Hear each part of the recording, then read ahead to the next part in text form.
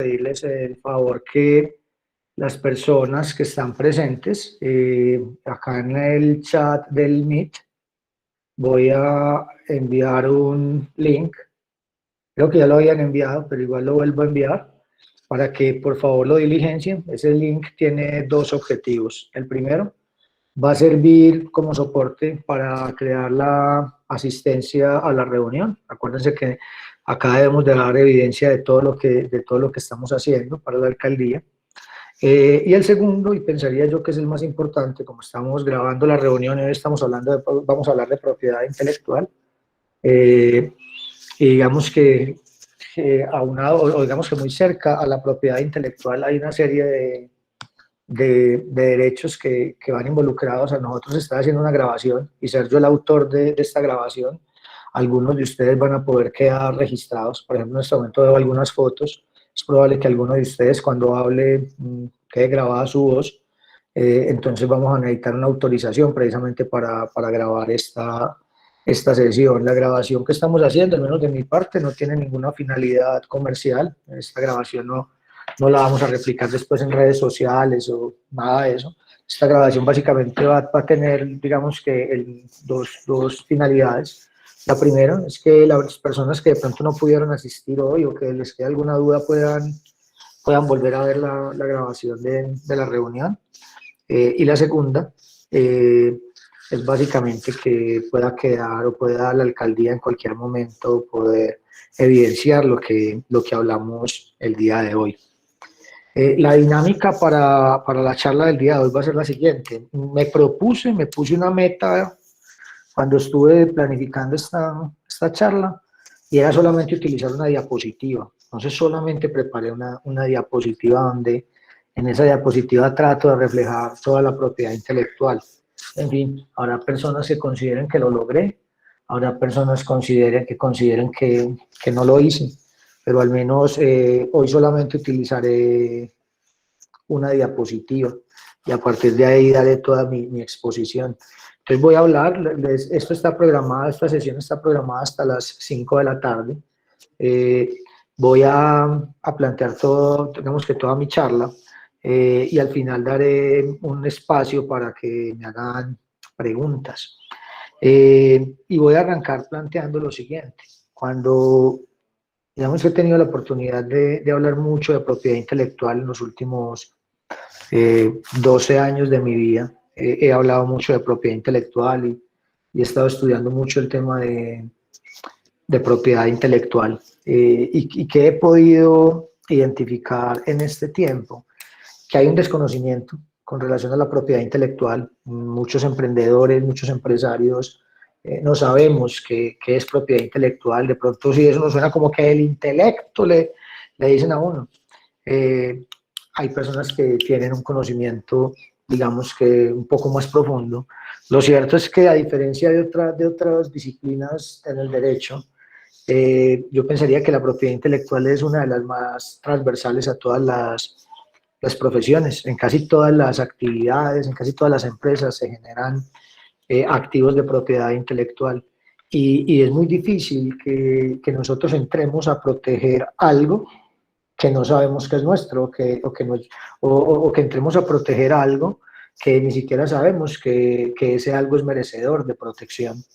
En ese orden de ideas he tenido la posibilidad de trabajar digamos que no solamente con muchas empresas en estos 12 años de ejercicio a nivel de propiedad intelectual, sino que he tenido también la posibilidad no solamente de dictar charlas, sino de enseñar la materia a nivel en alguna ocasión en un pregrado, ¿sí?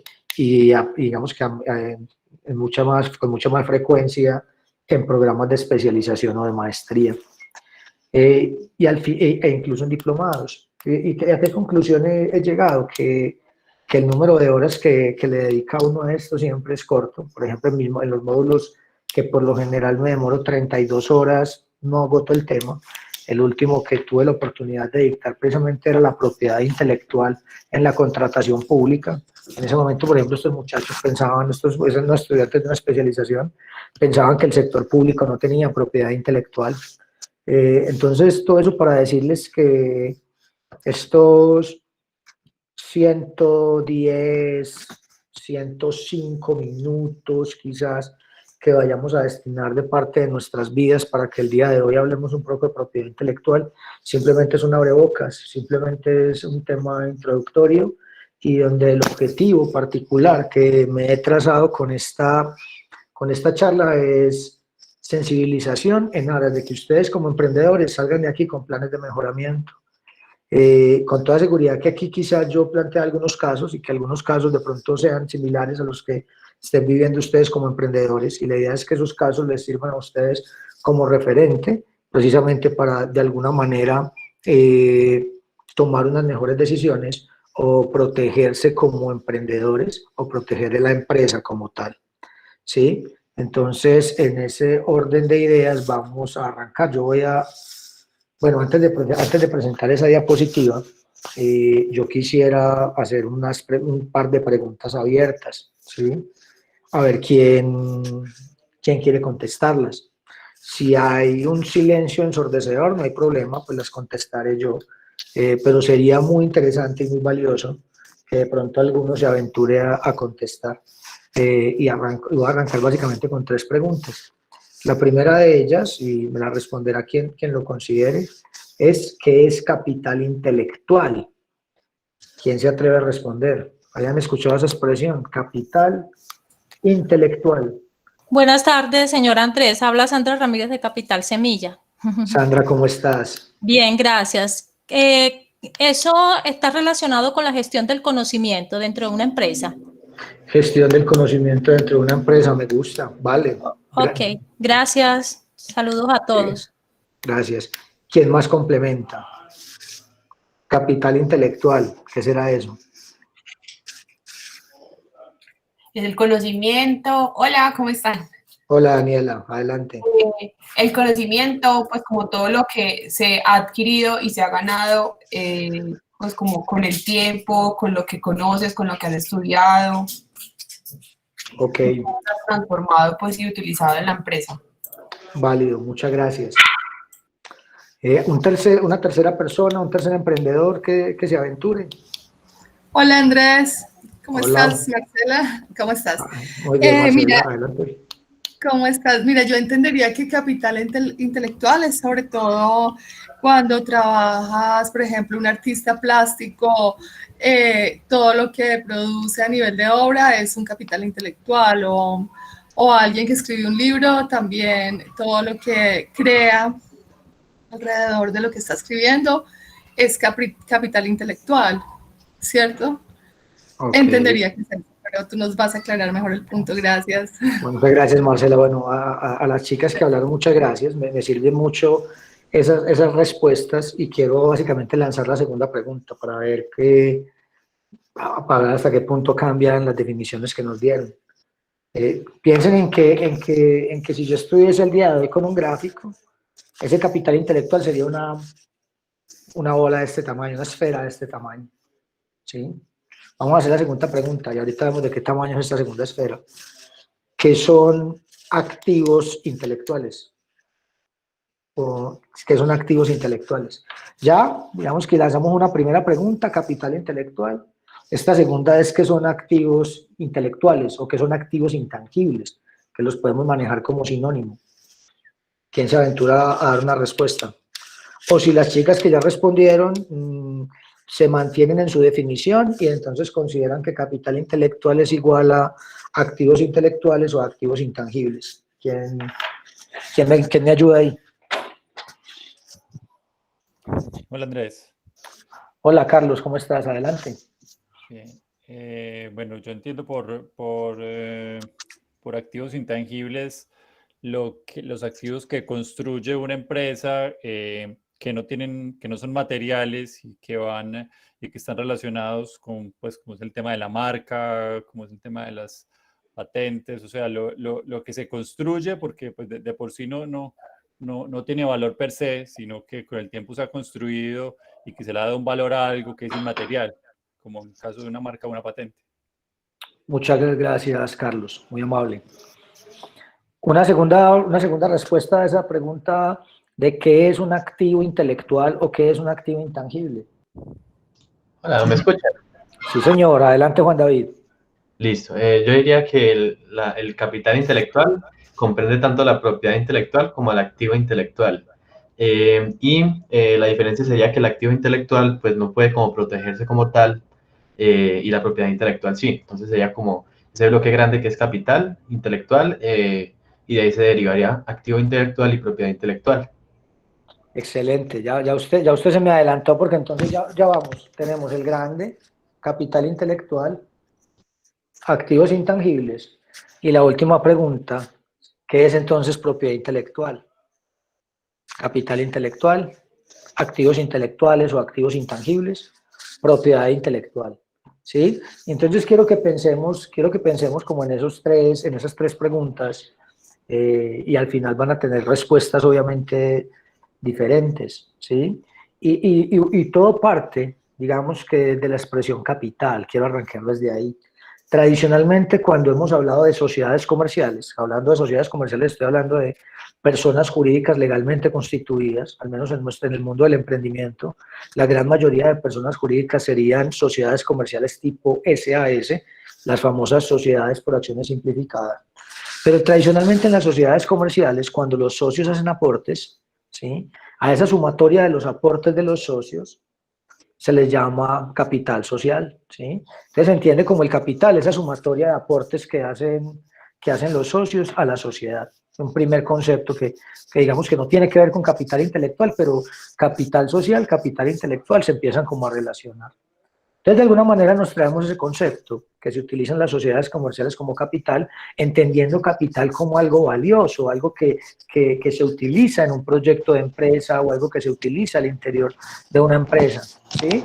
Y digamos que lo complementamos con la expresión intelectual, entendiendo que hay bienes, ¿sí?, del mundo, como esta botella, por ejemplo, hay bienes del mundo que dependiendo de si puedo palparlos con el sentido del tacto, que dependiendo de si puedo palparlos o no con el sentido del tacto, estos activos van a ser tangibles o intangibles, ¿sí? Van a ser tangibles. Perdón, señor Andrés, le hago una pregunta. Adelante. Esos tres conceptos de los que usted habla es lo que a uno pues lo que uno conoce normalmente como el know-how de una empresa. ¿O no? ¿O es una parte solo el know-how? Ya voy a llegar, el conocimiento es una partecita, ya enseguida con una gráfica que quiero mostrarte, creo que ahí te va a quedar un poco más claro. Por ahora estoy como en la parte introductoria por ahora, pero ya llegaré ahí. Gracias por la pregunta. Entonces, los bienes, ¿sí?, como esta botella, como este celular, ¿sí?, como esta torta que me compré, ¿sí?, se clasifican, lo voy a pedir, hay alguien que está como con el micrófono abierto y yo con estos audífonos estoy escuchando, denme un segundo, yo verifico quién es, creo que es Irulú, allá, gracias Irulú. Y como tengo esos audífonos, entonces escuchaba muy duro el sonido, gracias. Bueno, entonces les decía que los bienes, dependiendo de si pueden o no palparse con el tacto, se van a clasificar en activos tangibles o en activos intangibles. Tradicionalmente, los activos tangibles han de alguna manera tenido un mayor nivel de importancia, no solamente a nivel empresarial, sino a nivel contable, ¿sí?, donde casi que en todas las empresas se tiene un inventario de todos los activos que hay. Entonces, por ejemplo, cuando yo trabajaba en la Universidad de Medellín, había alguien encargado en la Universidad de Medellín de saber cuántas sillas hay por salón, cuántos videobin hay en los salones, cuántos ventiladores, cuántos aires acondicionados, cuántas pantallas, en fin, toda la información en los laboratorios, cuántos equipos de laboratorio. Digamos que todos esos bienes tangibles, por lo general los emprendedores los tienen muy inventariados.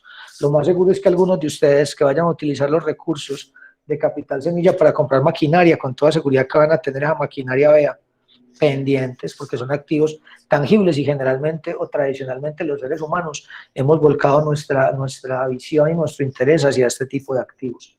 Pero obviamente de vieja data, hace aproximadamente 300 años, el hombre ha venido empezando a pensar y a preocuparse a nivel empresarial por otro tipo de activos que también empiezan a ser importantes y empiezan a ser valiosos, no solamente en las empresas, sino en actividades profesionales o en actividades, digamos que del día a día. Y que son, digamos que algunos de esos activos no son activos que fuesen palpables por el sentido del tacto, entonces se les empieza a hablar el concepto de intangible, es porque no lo puedo sentir o no lo puedo percibir por el sentido del tacto, o sea que ese mundo de los intangibles es gigante, imagínate todo lo que hay que usted no pueda tocar, un montón de escenarios. A nivel empresarial, digamos que ya hablando dentro de todos esos bienes intangibles que podrían existir, partan de la base de los mismos derechos, el derecho a la vida, el derecho a la educación, son intangibles, ¿sí? Entonces, dentro de ese mundo gigante de intangibles o de derechos subjetivos, empezamos a clasificar o empezamos a entender que en la actividad empresarial, que en nuestra actividad como emprendedores, muchos de esos bienes van a jugar un papel importante, digamos que al momento en el a partir del momento en el cual nosotros tomamos esa decisión de emprender. Y entonces a partir de ahí quiero hablar de los tres conceptos que planteé. El primero y es el más amplio, ¿sí? Juan David García ya nos dio o nos dejó entrever para dónde íbamos, donde hay un concepto que denominamos capital intelectual.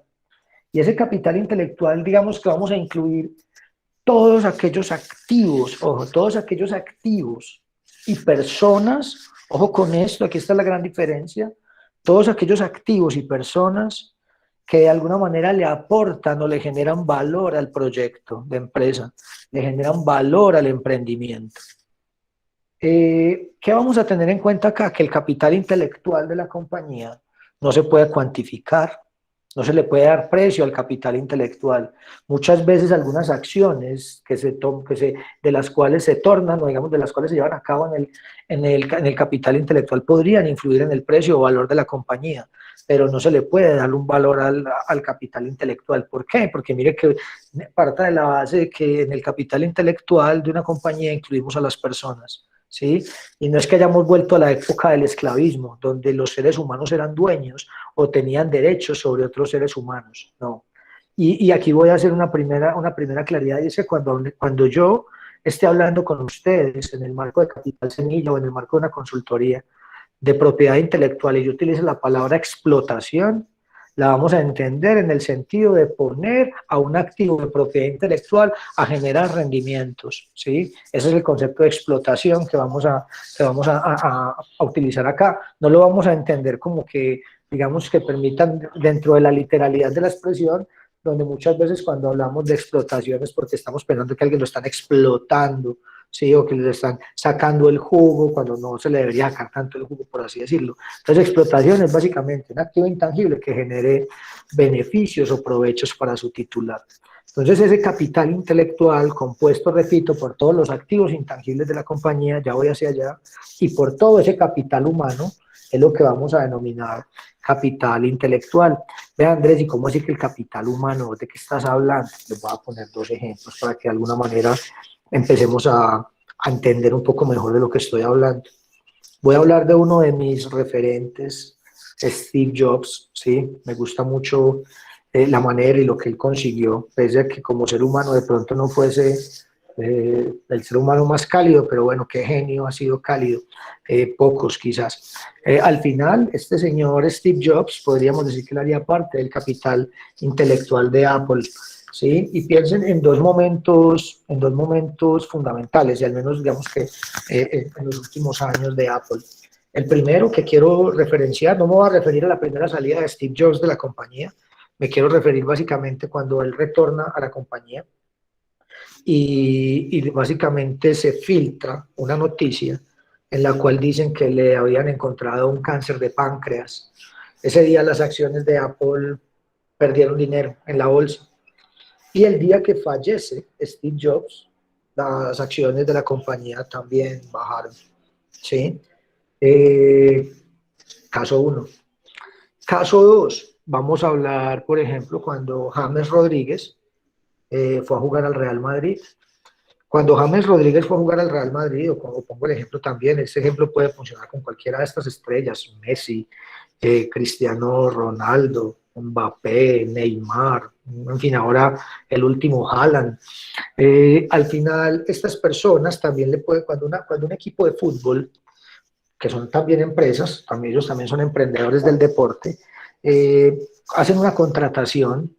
Esa contratación también les va a generar valor, en el sentido de que van a poder vender más camisetas, en el sentido de que van a poder, digamos, que van a contratar al equipo para que vaya a jugar partidos promocionales y van a pagar más por el partido promocional. Digamos que cuando el Barcelona, por ejemplo, de Lionel Messi, va a jugar en la China, no le pagan lo mismo al Barcelona si va con todas las figuras así solamente lleva algunas, y no pagan lo mismo que cuando juega Lionel Messi, por ejemplo, ¿sí? Entonces, es sin lugar a dudas, al día de hoy los seres humanos le agregamos valor a las compañías, ¿sí? También, en fin, yo me podría quedar aquí dando algunos ejemplos de cómo muchas veces, incluso a nivel universitario, miren, cuando yo estuve mucho tiempo en el ámbito universitario, hay un ranking a nivel internacional, hay diferentes tipos de ranking, donde miden, digamos, el posicionamiento de las universidades. Uno de los puntos para tener en cuenta el ranking de las universidades es cuántos profesores con premios Nobel tiene usted dictando clase. Creo que aquí en Colombia ninguna, ¿sí? Bueno, salvo que tengan por ahí de profesor a Juan Manuel Santos, pues que es como el más cercano que tenemos acá, el premio Nobel más cercano, y creo que al día de hoy es el único premio Nobel colombiano vivo, que podría estar dando clase en una de las universidades, ¿sí? Entonces, el tener, por ejemplo, dentro de la nómina de profesores de esta talla, obviamente le da un goodwill a la universidad, ¿sí? Por ejemplo, a mí me gusta poner el ejemplo con un cliente que nosotros tenemos en la oficina, que en su momento también puse el mismo ejemplo, y es básicamente un cliente que llama Taxi Individual, que es una compañía de taxis. Recuerdo yo que don Fabián, el gerente, cualquier día se ganó un premio del mejor gerente de Antioquia, algo así. Entonces eso hay que contarlo, porque son cosas que nos hacen, que de alguna manera le empiezan a generar un goodwill a los funcionarios de la compañía o a la compañía. Los premios, por ejemplo, al final ustedes deben estar muy orgullosos. Se presentaron, ¿cuántos fue? En fin, creo que el dato que me pasaron era que le han presentado como 2.000 y punta de iniciativas, y seleccionar 50, muy tesos ustedes. Yo nunca me gané un concurso de emprendimiento, nunca he podido ganar bueno, en la universidad me gané una vez una plata para que me pagaran pero era un concurso de emprendimiento, un proyecto de innovación con una solución en temas jurídicos, pero yo nunca he podido, por ejemplo, ganarme un premio como estos.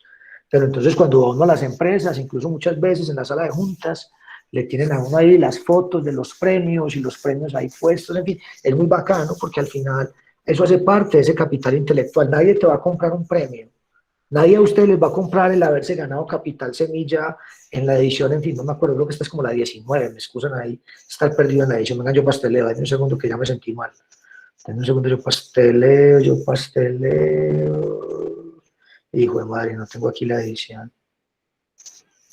Nada, reprobado ahí. 17, Andrés siempre llega ya a salvarme, gracias. ¿Sí fue Andrés el que me habló o quién fue? Me sonó la voz de Andrés. Carlos Felipe. Bueno, gracias, Carlos.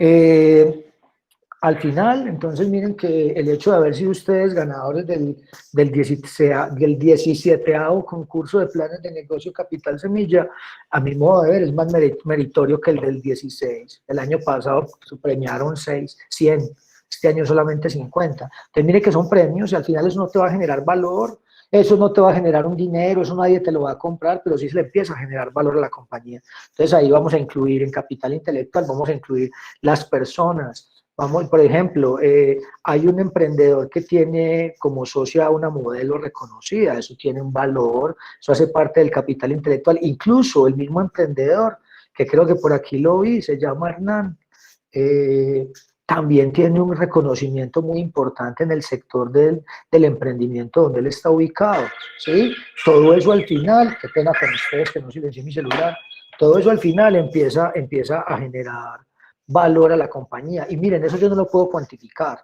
¿sí? Y es entender básicamente que incluso si la empresa se va sin sin ese premio. Incluso miren que muchas veces, volviendo al tema del negocio del fútbol o el deporte, que es uno de los negocios que más cuida su capital humano, ellos bloquean la salida. Hay unas cláusulas de rescisión del contrato que vale 2 o 3 veces lo que costó traer a la persona, porque entienden el valor, digamos, que de esos intangibles o esa posibilidad de generación de recursos que me traen determinadas personas a la compañía. No en vano, uno de los aspectos que tuvo en cuenta el programa para que ustedes fuesen ganadores era equipo de trabajo, puro capital intelectual, ¿sí? Entonces, premios, personas, y vamos a tener también ahí otros activos intangibles. Entonces, nos vamos para el segundo círculo, activos intangibles. ¿Qué son los activos intangibles? Aquí ya sí es todo lo que es de la sociedad, aquí ya sí no hay personas, ¿sí? Es todo lo que es de la sociedad y que es valioso para la sociedad. Incluso hay personas que lo denominan en capital relacional. Yo no quiero, digamos, que llegar a ese punto a ese punto de clasificación del capital, ¿sí? No quiero llegar a ese punto de clasificación del capital porque quiero más bien dedicarme a otros aspectos, pero digamos que en ese aspecto de los activos intangibles vamos a incluir todos aquellos activos que le generan valor a la compañía, ¿sí? Todos aquellos activos que le generan valor a la compañía. Y esos activos que le generan valor a la compañía, ¿sí? Y que no pueden palparse, vamos a incluir ahí activos protegidos por la propiedad intelectual y no protegidos por la propiedad intelectual. Ve, Andrés, ¿cómo así? Que es que hay activos intangibles que no los protege la propiedad intelectual. Imagínate que sí. Ejemplo, una matrícula mercantil. Todas las empresas al día de hoy necesitan una matrícula mercantil, eso es un activo intangible. Nadie te lo va a comprar, no está protegido por la propiedad intelectual, pero a usted sí eso le cuesta una plata. Sí, de hecho, con algunos de ustedes ya he hablado de cuánto les va a costar el año entrante inscribirse en el registro mercantil. En algunas empresas, ¿sí? Y pensando, por ejemplo, en ese cliente taxi individual, para hacer una compañía de taxis necesitas un permiso de operación, que eso es lo que diferencia al día de hoy a estas empresas de todas estas aplicaciones, que unas tienen permiso de operación para transportar pasajeros y las otras no. ¿Cuánto vale ese permiso de operación? Eso vale un billete tramitarlo, ¿sí? Pero al final solamente te sirve en tu empresa, es un tema que no puedes vender, ¿sí? Pero sin lugar a dudas es un activo que vas a tener dentro de la compañía. Hay empresas incluso que tienen certificaciones de calidad. Hay empresas que tienen certificaciones de calidad. Una certificación de calidad ISO, por ejemplo. Eso vale un billete. Eso te da goodwill. Eso lo puedes mostrar, pero al final no puedes venderlo, ¿sí? Entonces son activos, digamos que en estos activos intangibles vamos a tener activos que no podemos palpar, ¿sí? Y que hay unos que van a estar protegidos por la propiedad intelectual y hay unos que no van a estar protegidos por la propiedad intelectual. Pero esos que no están protegidos por la propiedad intelectual los tengo que identificar desde ya. Miren, por ejemplo, el tema al día de hoy de redes sociales, ¿sí? Ya a nosotros nos ha tocado acá en la oficina mediar o ayudar a resolver algunos conflictos entre emprendedores que tienen inconvenientes y luego entonces al final ¿quién se queda con el usuario de Instagram, por ejemplo? Y con esa gran cantidad de seguidores que tienen ahí en el usuario de Instagram o en la fanpage, o aquellos que de pronto que tengan usuario de YouTube y que estén generando contenido, ¿sí? Entonces al final, y no voy a hablar del WhatsApp, porque el WhatsApp por lo general está ligado a un número de teléfono. Y entonces digamos que uno podría resolverlo muy fácil, no es que está en el número de teléfono de la sociedad o de la empresa, entonces digamos que ahí más fácil y lo podemos solucionar. El problema es si el WhatsApp de la empresa está ligado al número celular suyo y usted tiene un socio, ¿sí? Y usted no es el socio que tiene ahí. O digamos que por lo general estos usuarios de redes sociales están ligados muchas veces a determinado tipo de correo electrónico de una persona. Entonces, salvo que sea el correo electrónico corporativo, por ejemplo, y ligarlo a un correo común, cuando se liga a un correo individual y esa persona sale de la compañía, podríamos tener dificultades. Aquí me dicen, y todos me dicen que no, Andrés, somos súper maduros, somos súper profesionales. ¿Qué les dijera yo? A mí ya me lo han contado todo. Y al final, ¿qué he visto? Pues que aquí me vienen y me dicen muchas cosas, que vieran ustedes como son de queridos en las asesorías, no, en las asesorías, yo tengo las asesorías diciendo, yo quiero unos emprendedores como estos, pero que vieran cómo se comportan ya cuando hay platica o cuando ya alguno me llama por aparte, en fin, todo esto es mejor tenerlo muy claro desde el principio, y en la medida en que tengamos empresas que utilicen activos intangibles, vamos a ver que se incrementa la probabilidad de ocurrencia de dificultades entre los emprendedores. Entonces tenemos que hay activos que están protegidos por la propiedad intelectual y hay otros que no. Vamos entonces, ya hice algunas, digamos que breves referencias a algunos de esos activos que no están protegidos por la propiedad intelectual, pero que el día de hoy son valiosos. A mi modo de ver, los más valiosos son los de redes sociales, porque se les mete plata, porque ahí están los clientes, porque tengo un contacto con los clientes y porque al final, y es un tema como que se me ha venido abriendo la mente porque he venido estudiando el tema y porque al final yo puedo obtener datos de esas redes sociales que me van a poder permitir tomar decisiones a nivel de marketing. Entonces, entendiendo básicamente el poder de los datos, ¿sí? Y lo que los datos son hoy y lo que los datos van a ser a futuro, me parece que en esos usuarios o en esos activos intangibles no protegidos al día de hoy por la propiedad intelectual, y digamos que merecerían una especial atención, un especial tratamiento, serían esos activos relacionados con los usuarios de redes sociales. Incluso muchas veces acá en mi empresa, por ejemplo, yo a veces le he metido plata a algunos temas, ¿sí? Lo que llaman, pues hay publicidad a la que yo pago y se la meto por redes sociales. Entonces es importante tener claridad en cuanto a eso. Y ya ahora sí, entonces vamos a meternos en la propiedad intelectual. Entonces ahora sí les voy a proyectar mi pantalla. Denme un segundo que... Adelante. Perdón. Es que con lo que acabas de decir de lo de las redes sociales me surge una duda muy grande. Adelante, cuéntanoslo.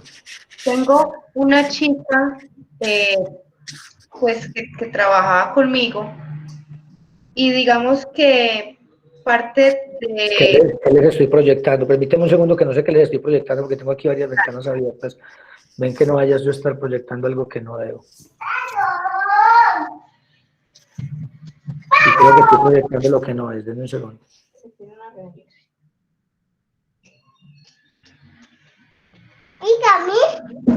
Espérate, que estoy en una reunión, amor. Dale, sigue con tu pregunta, por favor, ahora sí. Parte de los clientes que ella consiguió fue a través de el Instagram de Caromeja. Ella puede solicitarme, exigirme algún tipo de porcentaje o cualquier cosa por hacer eso con mi Instagram. Mira, qué pregunta tan difícil, porque digamos que aquí en Colombia una de las cosas que yo he aprendido es que aquí en Colombia una demanda no se le niega a nadie, ¿sí? Aquí cualquier persona te puede demandar y puede hacerte cualquier tipo de reclamación, ¿sí? Pero de ahí a que esa reclamación salga adelante o digamos que pueda ser susceptible de, digamos que de llegar a una condena, habrá que ver ya como los aspectos particulares del caso. Lo que sí te puedo decir es que al día de hoy ya hay algunos casos de redes sociales que han llegado a juicio, ¿sí? Todavía digamos que no conozco alguno que esté como en segunda instancia como para venir a plantearte cómo están resolviendo al día de hoy los jueces, pero al menos no podemos plantear que haya una jurisprudencia, que cuando nosotros los abogados hablamos de jurisprudencia, es a que haya diferentes fallos de diferentes, digamos que altas cortes, que resuelvan un mismo caso de una manera digamos que similar. Y sobre todo también que al día de hoy el tema de redes sociales está regulado, hay algunos aspectos que están regulados, hay otros aspectos que no están regulados, ¿sí? Incluso te voy a poner el caso, nos hemos dado cuenta de casos en los que ha habido personas que las han expulsado de grupos de redes sociales y han presentado acciones de tutela, por ejemplo, porque los han expulsado de grupos. Entonces, al día de hoy todavía falta mucho camino por recorrer en ese punto.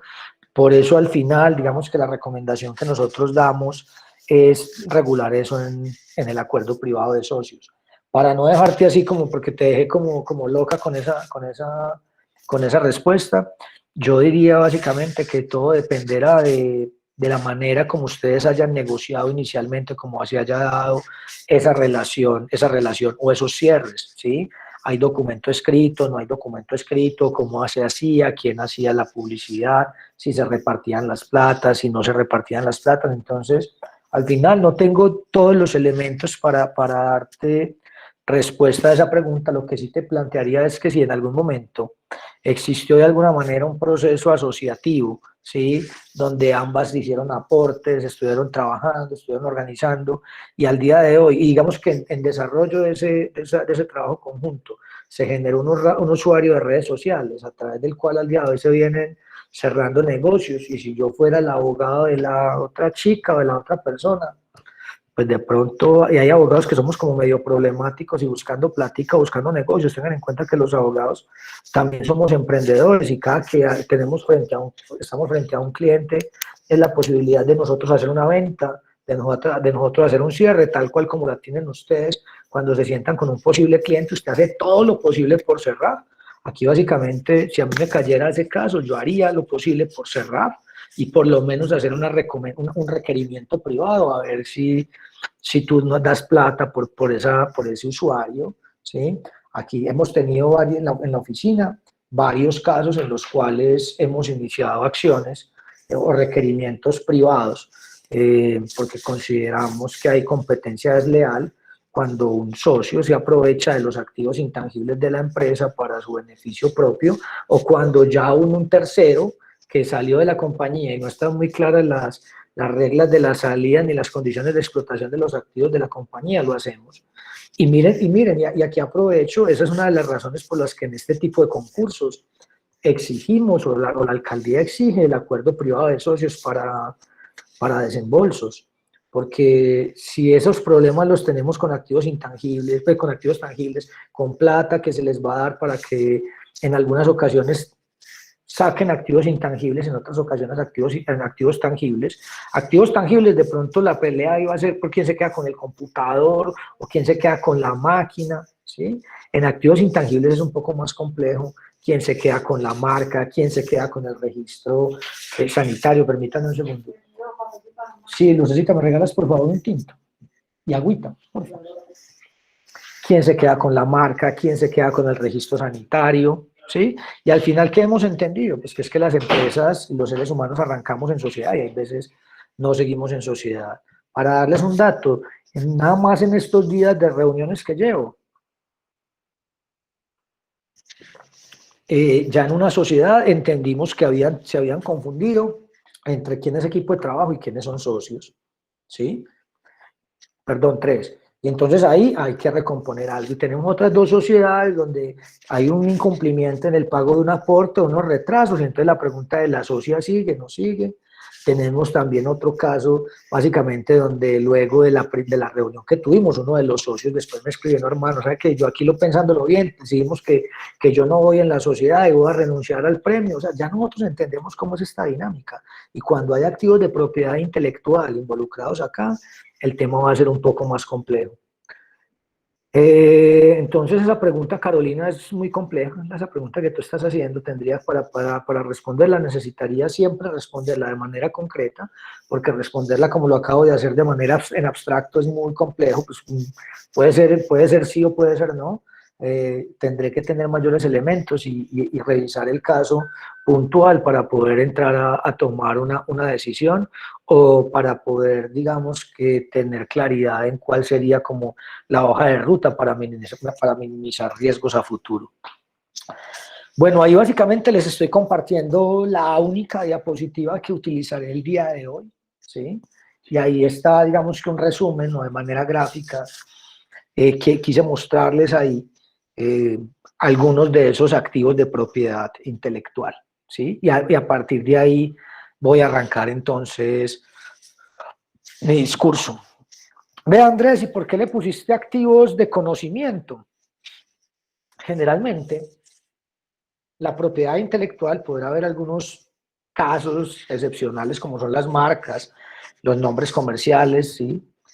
Por lo general, digamos que vienen de un proceso de trabajo previo, de investigación. De hecho, algunas marcas se hacen investigaciones previas para saber cómo se usan, cómo se diseñan, qué colores usar, qué palabras, en fin, hay personas, hay profesionales expertos en hacer marcas.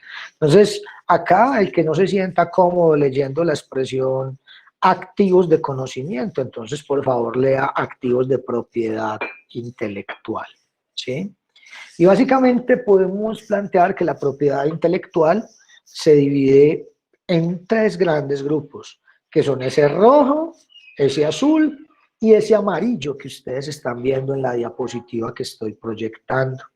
Donde el rojo, digamos que la propiedad intelectual, podemos definir la propiedad intelectual como aquel conjunto de valores, principios y normas, repito, propiedad intelectual podemos definirla como aquel conjunto de valores, principios y normas que utiliza, ¿sí?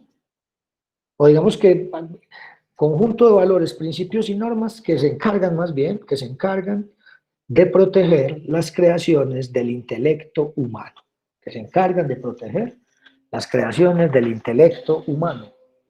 Esa propiedad intelectual la vamos a clasificar en 3 grandes grupos.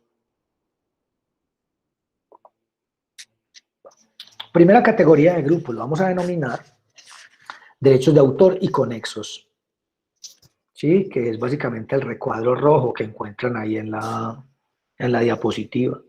Derechos de autor y conexos. Y vamos a ver que los derechos de autor y conexos van a tener toda una particularidad, ya volveré sobre ellos. Un segundo grupo al que vamos a denominar propiedad industrial. Y esa propiedad industrial tiene una característica, tiene una particularidad bien interesante, y es que esa propiedad industrial se genera en las empresas. La propiedad industrial, por regla general, se genera en la empresa. De hecho, el Código de Comercio, nuestro Código de Comercio, que es el Decreto Ley 410 de 1971, ese Código de Comercio, al final, digamos que en uno de sus libros regula el tema de los bienes mercantiles, entendiendo que son los bienes que va a utilizar el empresario en desarrollo de su actividad mercantil. Dentro de los bienes mercantiles, dentro de esos bienes mercantiles, el legislador incluye 3. Uno, que es el más importante a mi modo de ver, ¿sí? Y de hecho de ese he tenido la oportunidad de hablar con algunos de ustedes en las asesorías personalizadas, que se llama el establecimiento de comercio, ¿sí? Entendido el establecimiento de comercio como aquel conjunto de activos y pasivos que utiliza el empresario para desarrollar su actividad mercantil. Ese establecimiento de comercio se debe inscribir en el registro mercantil, y cuando se inscribe es que tenemos o estamos frente a eso que denominamos matrícula mercantil. Segundo tipo de bien mercantil o de bienes mercantiles, los denominamos títulos valores. Digamos que eso va a ser muy importante para los emprendedores que pertenezcan al régimen común, o cuando ustedes pertenezcan al régimen común, y básicamente van a enfrentarse ahí a un título valor bien interesante que funciona como de alguna manera una herramienta de financiamiento, ¿sí? Que son las facturas, entendidas las facturas como títulos valores, y un título valor como un contenido que, digamos que como un documento que incorpora el derecho literal y autónomo que en ellos se incorpora. En fin, definición jurídica. Y por último vamos a tener la propiedad industrial, ¿sí? Entendida como un tercer bien mercantil que se utiliza en las empresas, y por eso es que me refiero al tema empresarial, entendiendo que al día de hoy perfectamente podemos encontrarnos con entidades sin ánimo de lucro que tienen a su nombre activos intangibles, o en este caso activos de propiedad intelectual o activos de propiedad industrial tipo marcas, por ejemplo.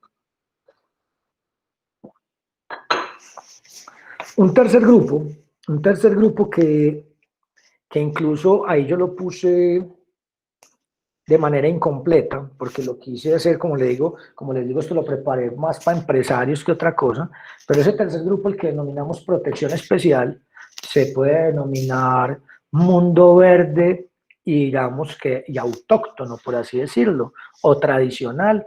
Y ese mundo verde autóctono o tradicional se encarga de proteger, por ejemplo, aspectos, porque en esto no me voy a focalizar el día de hoy, como los derechos del obtentor de variedades vegetales, o en los derechos del obtentor de una nueva raza animal, o incluso básicamente cuando se protege el conocimiento tradicional y el folclore de algunas comunidades afro o comunidades indígenas, o algunas comunidades, por ejemplo, que se pueden presentar en África o en Asia, o digamos que en algunas zonas de Europa inclusive, o de Rusia, donde encontramos algunas tribus o algunos, incluso en Nueva Zelanda también hay una protección ahí, en particular a nivel de conocimiento tradicional o folclore, pero esa protección especial, digamos que no va a ser nuestro foco de la charla del día de hoy. Yo solamente me ubicaré en el rojo y en el azul. Pero bueno, ¿alguna pregunta hasta el momento, antes de empezar a desarrollar ese cuadro, o vamos bien? Andrés, buenas tardes, ¿cómo estás? Muy bien, bueno, allá me aparece como Daniela Ortiz, pero asumo que no eres Daniela Ortiz. Adelante. No, no soy Daniel Ortiz. Eso pensé. ¿Cómo estás? Tengo una duda. Sí. Tú nos estás comentando toda esta información como información entre socios, pero cuando, por ejemplo, si yo ya voy a contratar a una persona, por ejemplo, en el acuerdo de socios que nosotros, pues el formato que nos han enviado a nosotros, hay como una cláusula donde es sobre la no competencia, y de hecho dice que el socio se compromete como a no generar empresas como de la misma área que está desarrollando la empresa. Y Por que un tiempo determinado. Exactamente, por un tiempo determinado, como de 10 años. Digamos que si yo, pues digamos que eso lo hago con mi socio, pero si yo voy a contratar a una persona, yo puedo crear un contrato que lo obligue a lo mismo, porque al yo contratar personas, ellos van a conocer, digamos, como los secretos de producción. Uno puede hacer. No lo puedes hacer. Y lo que estoy esperando es que alguno de ustedes diga, hey, pero ¿cómo así? A mi papá le pusieron esa cláusula, yo tengo esa cláusula en mi contrato. En fin, sí, con todas, hemos dicho, cláusulas así, nos vamos a encontrar. Pero de aquí a que una cláusula de esas pueda servir, miren, yo tengo el mismo problema. Yo tengo una oficina de abogados desde el año 2006. Tengo yo la oficina de abogados. Y por aquí han pasado muchos abogados a los que de alguna manera nosotros les enseñamos a hacer algo. Uno de los productos en los que más hemos aprendido nosotros durante estos tiempos es el acuerdo privado de socios, donde ya nosotros tenemos una metodología, donde tenemos un formato. Yo ya sé que me demoro 6 horas promedio haciéndolo, ¿sí? Y de alguna manera todos estos muchachos que ven y trabajan conmigo, algunos trabajadores, algunos contratistas, tienen información de cómo lo hacemos, de la minuta. Yo considero eso algo valioso, yo lo considero como información confidencial. Algunos de ustedes, eso está en internet, bueno, pues en internet lo encontrará, pero una cosa es en internet venir y vaya, pues llénelo. Si algunos de ustedes incluso han tenido problemas llenándolo con una charla que hemos dado, con un taller que hicimos y que montamos en video para que lo vean y lo vuelvan a ver y aún así no han podido llenarlo. Entonces, de alguna manera yo ya entendí que nosotros aquí en la empresa tenemos un conocimiento, pero yo, digamos que yo podría ser abusivo, ¿sí? Porque eso me parece, digamos que una práctica, al menos la que voy a mencionar, abusiva, y decirles que entonces ellos no pueden salir a utilizar pues que no pueden salir a montar una empresa de abogados. Primero, pues entonces nadie va a venir a trabajar conmigo, pues porque todos son abogados y de alguna manera quieren salir a ser abogados. O sea que mira que mi problema es quizás un poco más grave que el tuyo, porque yo sí tengo un tema donde estos manes van a salir a hacerme competencia directa y que van a salir a ofrecer lo que aprendieron aquí a hacer conmigo. Entonces yo no les puedo, lo primero es que es inconstitucional yo poner una cláusula donde básicamente obliga a un trabajador a no trabajar en una empresa del mismo sector. Yo me he encontrado a varios trabajadores que dicen que el contrato de varios, incluso exalumnos, donde les dicen en el contrato, principalmente contratos con empresas grandes o bancos, los he visto, donde dicen que no puede salir a trabajar para una empresa del sector de no sé en cuántos años. Entonces le digo a la gente, ¿usted qué va a salir a hacer? Si cuando uno va a salir a conseguir trabajo, se preguntan de experiencia, ¿dónde has trabajado? Y entonces aquí la experiencia no te deja trabajar. En fin, digamos que a mí me parece que una cláusula de esa se tumba facilito, con una acción de tutela, ¿sí? Pero digamos que vámonos al otro lado. El vivo vive del bobo. Así de sencillo. Y que vieran, yo me he encontrado un montón de bobos que creen que esas cláusulas son válidas. Entonces yo le digo a mis clientes, pues meta esa cláusula ahí. De pronto el trabajador se la cree y no le compite, pero una cláusula de esas te la tumban. Una cláusula de esas no vale. Yo la llamaría cláusula espantapájaros, pero entre tenerla y no tenerla, sabiendo que el efecto es cero y que de pronto me tienda la cláusula, no falta el loco que lea y se lo crea, pues lo hacemos. Me recuerda un poco, a mí hace algunos años me encontraron una enfermedad y me operaron, ¿sí? Para operarme, a mi esposa le sacaron, mi esposa también es abogada, le sacaron básicamente una vaina de consentimiento informado, incluso una situación que está prohibida por la ley, que se llama condonación del dolo a futuro. Entonces, básicamente, palabras más, palabras menos, le dijeron a mi esposa que no me iban a operar si ya no firmaba un documento. Y en ese documento ella básicamente decía que si yo me moría en la operación, ella no iba a demandar. Ella lo firmó tranquila porque son documentos y son firmas, que si yo después demuestro que hubo un error en el procedimiento, otra vaina, digamos que no van a tener validez, al igual que esta cláusula que estás mencionando. Ve, Andrés, y entonces, ¿cómo me curo yo en salud? Básicamente, aquí nosotros vamos a tener también una charla específica donde vamos a hablar de contratación. Entonces vamos a hablar de la contratación del contratista, vamos a hablar de la contratación del trabajador, vamos a hablar de la contratación más peligrosa a nivel de propiedad intelectual, que es la del maquilador. El maquilador sabe hacer el producto, ¿sí? Esa me preocupa más. Entonces vamos a hablar y cómo, de alguna manera, les vamos a dar algunas recomendaciones, algunas medidas para que ustedes se protejan. Pero básicamente vamos a ver que esa protección, ¿sí? Arranca desde el módulo de propiedad intelectual. Porque si yo no, dame un segundito, Carlos, porque si yo no sé qué es lo que tengo, ¿sí? Difícilmente lo voy a poder proteger. Adelante, Carlos. Doctor Andrés, buenas tardes. Mira, mi caso es, yo pasé un petitorio por patente de invención ante la SIC. Lo realicé con el ¿y quién se lo redactó? ¿Ah? En fin, no, lo redacté yo, pero ¿quién con hizo la la asesoría del CATI de Ruta N.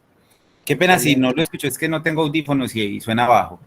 Bueno, el punto es que yo radiqué el petitorio como persona natural. Yo no constituí sociedad. Yo no constituí sociedad y de hecho aquí en Capital Semilla yo no tengo socio. Entonces, digamos que tampoco tengo acuerdo de socios al punto. Al momento, mi pregunta es, a futuro, pros y contras de tener la patente a nombre, o sea, a nombre personal. Suponiendo pues el caso, ya se aprobó para publicación. Se solicitaron 6 meses antes de publicación que se cumplen ahorita el 18 de diciembre. Entonces saldría publicada el 18. No sé pros y contras de mi situación por no haberla solicitado como sociedad. Bueno, Carlos, la respuesta a su pregunta, ahí fue madre, son las 4 de la tarde. Yo pensaría que la voy a estar dando por allá eso de las 4:30. Recuérdemela, por favor, a las 4:30 cuando yo llegue al tema de patentes. Pero ya en este instante te voy a dar una diferencia con un caso que tengo yo precisamente acá en la oficina.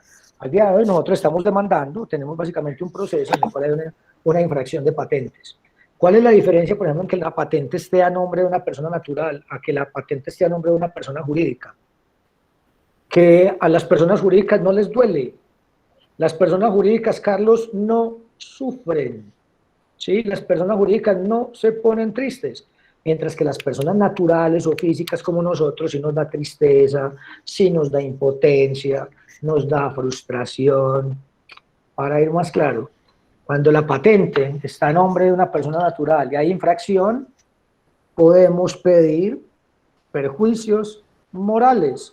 Cuando estamos frente a una, digamos, aparte de los demás perjuicios que se pueden pedir, mientras que cuando la patente está a nombre de una persona jurídica, solamente vamos a poder pedir perjuicios de carácter patrimonial. Digamos que en abstracto te encuentro esa diferencia. Otra diferencia que podría ser significativa es para un tema de inversión, pero ya empiezo a divagar mucho en mi respuesta. Ahorita cuando lleguemos a patentes, quizá pueda profundizar un poco en esas, digamos que en esas virtudes, o en esos beneficios. Pero al final, digamos que lo que sí te diría es que el día de hoy, como la tienes a nombre personal, cuando crees una sociedad te va a costar un billete pasar la patente a nombre de la sociedad, y si al día de hoy, Dios no quiera, te divorcias o falleces, pues la patente va a entrar en la sucesión o en la liquidación de la sociedad conyugal. Listo, pero ahorita volvemos sobre el tema de patentes. Vamos entonces ahora a hablar de derechos de autor. ¿Qué son los derechos de autor? Miren, cuando hablamos de derechos de autor, básicamente estamos hablando de unos derechos muy particulares que se generan al autor de obras, y entonces por eso hay ese cuadrado morado, porque el derecho de autor protege a quien crea una obra, pero la protección recae sobre la obra. ¿Qué quiere decir eso? Y es algo muy importante. El derecho de autor no protege las ideas. Repito, el derecho de autor no protege las ideas. Les voy a dar un ejemplo. Supónganse que estuviéramos acá en clase de pintura digital. En mi clase de pintura y la estamos dando más bien de forma digital. Y supónganse que entonces yo estuviera acá y que aquí yo tuviera todo mi ajuar y aquí estuviera yo pintando el cuadro y que lo que estuviéramos pintando sería una imagen que yo estaría proyectando, digamos que en la pantalla. Supónganse que no estarían viendo ahí esa diapositiva mía, que es una obra, sino que estuviéramos viendo otra obra, tipo fotografía, o digamos que la foto de una dama, o alguna de ustedes, o alguna modelo estaría en este momento posando para que todos la pintemos. Idea, pintar una modelo, esa es la idea, ¿sí? Pintar un cuadro de una modelo, pintar un cuadro de una chica, o pintar el cuadro de la foto que está proyectando Andrés, como lo quiera ver, esa es la idea. Pero al final, en este momento veo que estamos presentes en esta sesión 54 personas, ¿sí? Pero entonces digamos que todos los 54 vamos a pintar un cuadro, ¿sí? Al final, ¿qué a conclusión vamos a llegar? Que hay una idea, pero hay 54 obras, porque todos nosotros estamos pintando a la misma chica con la misma posición. ¿Y saben qué es lo más particular? Que pese a que todos estamos tomando la misma idea, todas las obras son diferentes. Por ejemplo, la obra mía va a ser fea porque yo dibujo feo, porque cuando yo pinto feo, no tengo cualidades para pintar bonito. Con toda seguridad que aquí en medio de ustedes debe haber algunos artistas y entonces van a quedar tremendas obras, ¿sí? Digamos que con un valor meritorio mucho más intenso que las mías, pero al final todas son obras. Todas están protegidas por el derecho de autor. Miren, ¿por qué les quiero mencionar eso? Porque a nivel de obras no hay exclusividad, y esto es muy importante. No hay exclusividad, repito, no hay exclusividad. Repito, no hay exclusividad. Vea, Andrés, ¿y qué quiere decir que no hay exclusividad? A mí me gusta hablar de aquí de un cubano, que es Baldor. Yo, por ejemplo, cuando estaba estudiando por allá en el colegio hace muchos años, creo que a finales, cuando empecé yo bachillerato, ya ni me acuerdo, a finales de los 80s, ¿sí? Entonces ya me enseñaron álgebra. Cuando llegué a tercero de bachillerato, empecé a estudiar álgebra y me la enseñaron con un libro que llamaba Álgebra de Baldor. Pero si el derecho de autor diera exclusividad, entonces, primero yo estaba convencido de que Baldor era muy antiguo y pensé que era por allá un persa o algo así. Resulta que Baldor es cubano. ¿Sí? Y que antes de Baldor había muchos otros que ya habían escrito sobre álgebra. ¿A qué voy con eso? Que como no hay exclusividad, cualquier persona puede escribir un libro de álgebra. Cualquier persona, me disculpan los de Dido, que los utilice como ejemplo si están por acá, cualquier persona puede básicamente al día de hoy montar un software que haga lo que hace Dido. Cualquier persona puede al día de hoy montar un software, bueno, no utilicemos a Dido, cualquier persona puede al día de hoy montar un software que permita básicamente o que sirva para que una persona que tiene un carro le sirva a otra para llevarla a otro sitio. Por eso es que le sale competencia a Uber, por eso es que Facebook tuvo competencia en su momento, ¿sí? Porque aquí, mire, Amazon en algún momento trató de proteger el que nadie pudiera vender libros online. Afortunadamente eso no se logró. Las empresas americanas han tratado mucho, por ejemplo, de generar algo que se llama en el mercado americano patentes de software, por ejemplo. Porque a diferencia de los derechos de autor, los derechos de propiedad industrial sí me dan derechos de exclusiva, pero a nivel de derechos de autor no. Entonces, supóngase que a mí me dio el día de hoy por escribir un libro de cómo hacer un acuerdo privado de socios.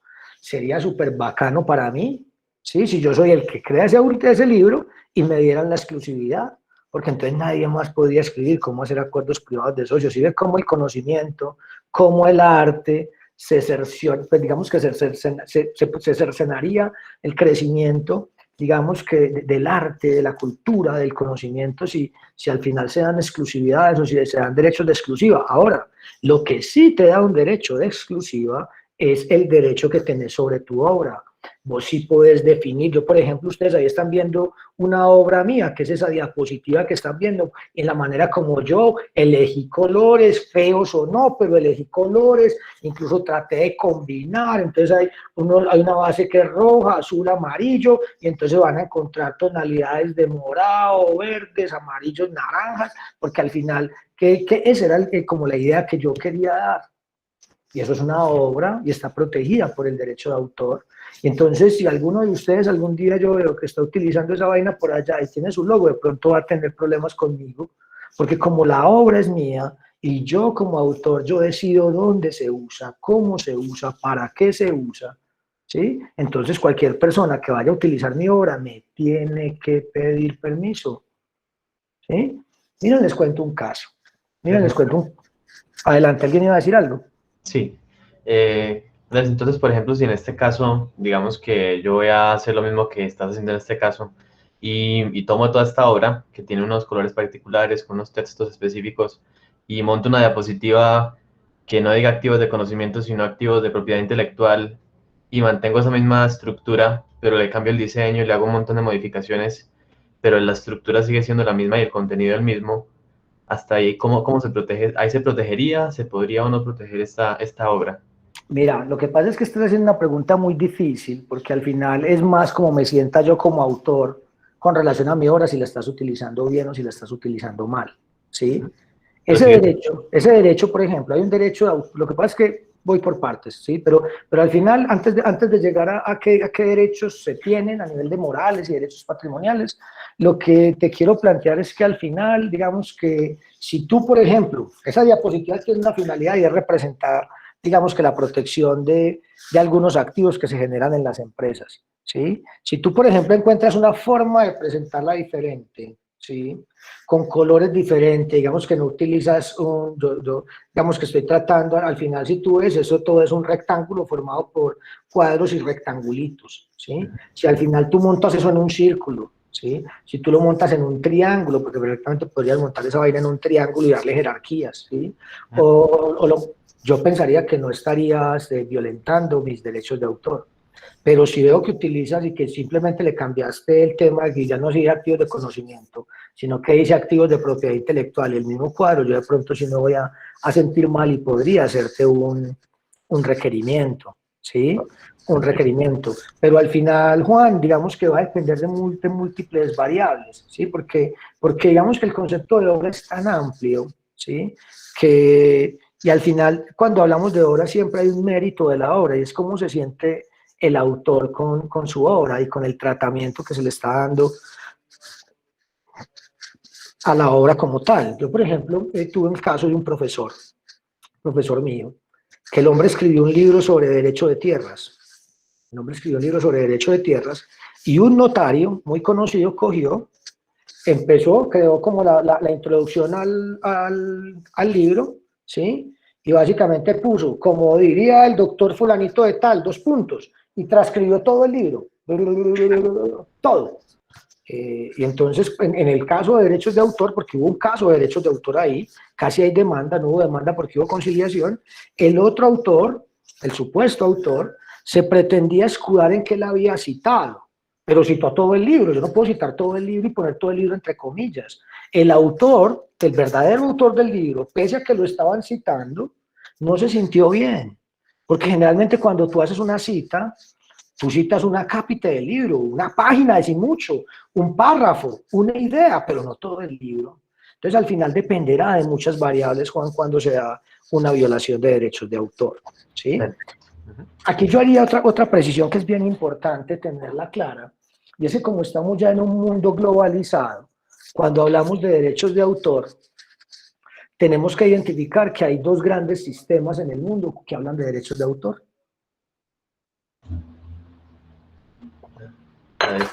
El primer sistema es el sistema al que nosotros pertenecemos. Se llama derecho continental europeo, o algunos lo llaman el derecho de la corriente romano-germánica, ¿sí? Que es básicamente un derecho que viene de toda la Europa continental, ¿sí?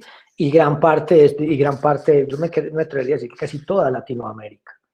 Me atrevería a decir que casi toda Latinoamérica, donde básicamente los principios, digamos que nuestra ley se formaliza o se focaliza en algo que nuestras normas o nuestro derecho se focaliza en algo que se denomina ley, ¿sí? Y hay otros sistemas que son los sistemas anglosajones que se dan en Inglaterra, en Australia, en Nueva Zelanda, en Estados Unidos, Canadá, ¿sí? Donde básicamente el derecho ya funciona es a través de la forma de decidir de los cuerpos judiciales.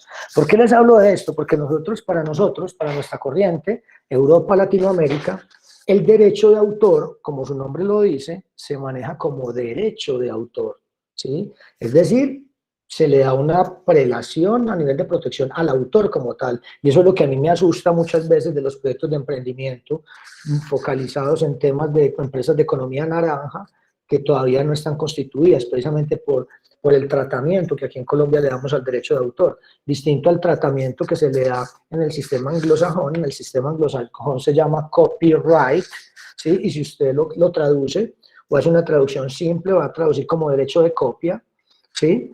Y al final, digamos que allá en Estados Unidos o en estos sistemas anglosajones, mire que desde la misma concepción que se le está dando digamos que a la expresión, se está pensando no tanto en el autor como pensamos acá, sino más en los derechos de copia que puedan derivarse de la obra. ¿Qué quiere? Digamos, y eso va a tener una connotación muy diferente. Por ejemplo, acá en Colombia, los derechos de autor, cuando yo como autor genero una obra, se me generan dos tipos de derechos, unos derechos morales y unos derechos patrimoniales. Los derechos morales no son negociables, son derechos humanos, ¿sí? ¿Y qué quiere decir eso? Que son inalienables, que son imprescriptibles, que son irrenunciables, que no son negociables entre particulares. Ve, Andrés, ¿y qué ejemplos tenés de derechos morales? Porque ahí no los voy a explicar todos, porque como les dije, o sea, el tiempo para la charla es muy corto, pero les voy a hablar, por ejemplo, de un derecho moral que se llama el derecho moral de paternidad. Yo durante mucho tiempo fui funcionario universitario y este derecho es el que más infringen los estudiantes, y es cuando básicamente cortan y pegan y le entregan el trabajo al profesor y no dicen que eso que cortaron y pegaron no es de su autoría, sino de un tercero. Entonces, cuando usted copia y pega y no cita al verdadero autor, le estás infringiendo a ese autor el derecho de paternidad. Supóngase que yo, por ejemplo, acá, entonces, o en un programa de televisión vaya a utilizar una canción. Esa canción a mí me toca poner quién es el autor, ¿sí? Porque la estoy emitiendo, entonces me toca indicar quién es el autor, el compositor de esa canción, quién es el intérprete de esa canción, para poder respetar ese derecho moral de paternidad. En Colombia, en Europa y en Latinoamérica, esos derechos morales como el de paternidad, el de retracto, el de modificación, el de mérito de la obra, que son derechos morales, siempre van a estar en cabeza de personas naturales como ustedes o como yo. Nunca los derechos morales en Colombia van a estar en cabeza de una persona jurídica, cosa que sí ocurre en los Estados Unidos de América, ¿sí? Cosa que sí ocurre en Inglaterra, donde esos derechos morales pueden estar en cabeza de personas jurídicas. Y de ahí la expresión que ustedes encuentran en muchas páginas web, o en muchos videojuegos, o en muchos softwares, todos los derechos reservados. Y es porque en los Estados Unidos, tanto derechos morales como derechos patrimoniales pueden estar en cabeza de una persona jurídica. ¿Qué quiere decir eso? Que si este concurso de emprendimiento estuviéramos en los Estados Unidos, yo no estaría preocupado con los emprendimientos de economía naranja que no tengan acuerdo privado de socios, o no estaría preocupado, por ejemplo, por esos emprendimientos que no se constituyan como personas jurídicas, porque como allá todo es negociable, entonces allá como todo eso está dentro del patrimonio, entonces en los Estados Unidos yo no me preocuparía por eso, así como los gringos no se preocupan por eso, porque lo solucionaron desde la regulación. Acá en Colombia es distinto, como acá básicamente, aquí, por ejemplo, si en su página web, así como me he encontrado páginas web de muchos emprendedores que están mal hechas, porque primero estamos en Colombia, y si su emprendimiento es una persona jurídica, usted no puede decir que todos los derechos están reservados, pero digamos que es que los diseñadores de su página web no asistieron a esta charla de propiedad intelectual, no tienen ni idea que hay dos regímenes a nivel de derechos de autor, uno para un lado y otro para el otro, y que aquí no se usa, no es jurídicamente correcto utilizar esa expresión, todos los derechos reservados, porque ellos tienen un sistema y nosotros tenemos otro sistema, donde básicamente, repito, cuando un autor crea una obra, se generan para ese autor derechos morales, y derechos patrimoniales. Los derechos morales van focalizados a proteger el autor, que cuando se use la obra, siempre que se use la obra, indiquen que él es el autor, para que la obra no se modifique, para que la obra no se transforme, para que la obra no se demerite, derechos morales. Y por otro lado vamos a tener los derechos patrimoniales, que van a ser los derechos que tiene el titular de los derechos, aquí esos derechos. Y si ustedes me lo preguntan en los proyectos de emprendimiento, básicamente los derechos morales estarían en cabeza de los emprendedores, ¿sí? Y los derechos patrimoniales queremos que sean del negocio, queremos que sean de la persona jurídica, porque los derechos patrimoniales son los que me permiten hacer una explotación económica de las obras y a través de esa explotación económica poder recibir dinero. Les voy a contar un caso para que miren cómo básicamente un uso no autorizado. Bueno, miren, acá al final, a los que quieran hacer algo diferente este fin de semana, les recomiendo el primer capítulo de la serie High Score de Netflix. Denme un segundo a ver si aquí encuentro la carátula y se las muestro.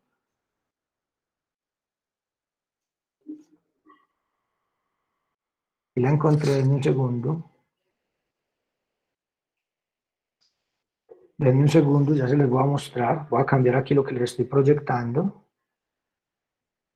Y voy a compartir mejor mi pantalla completa.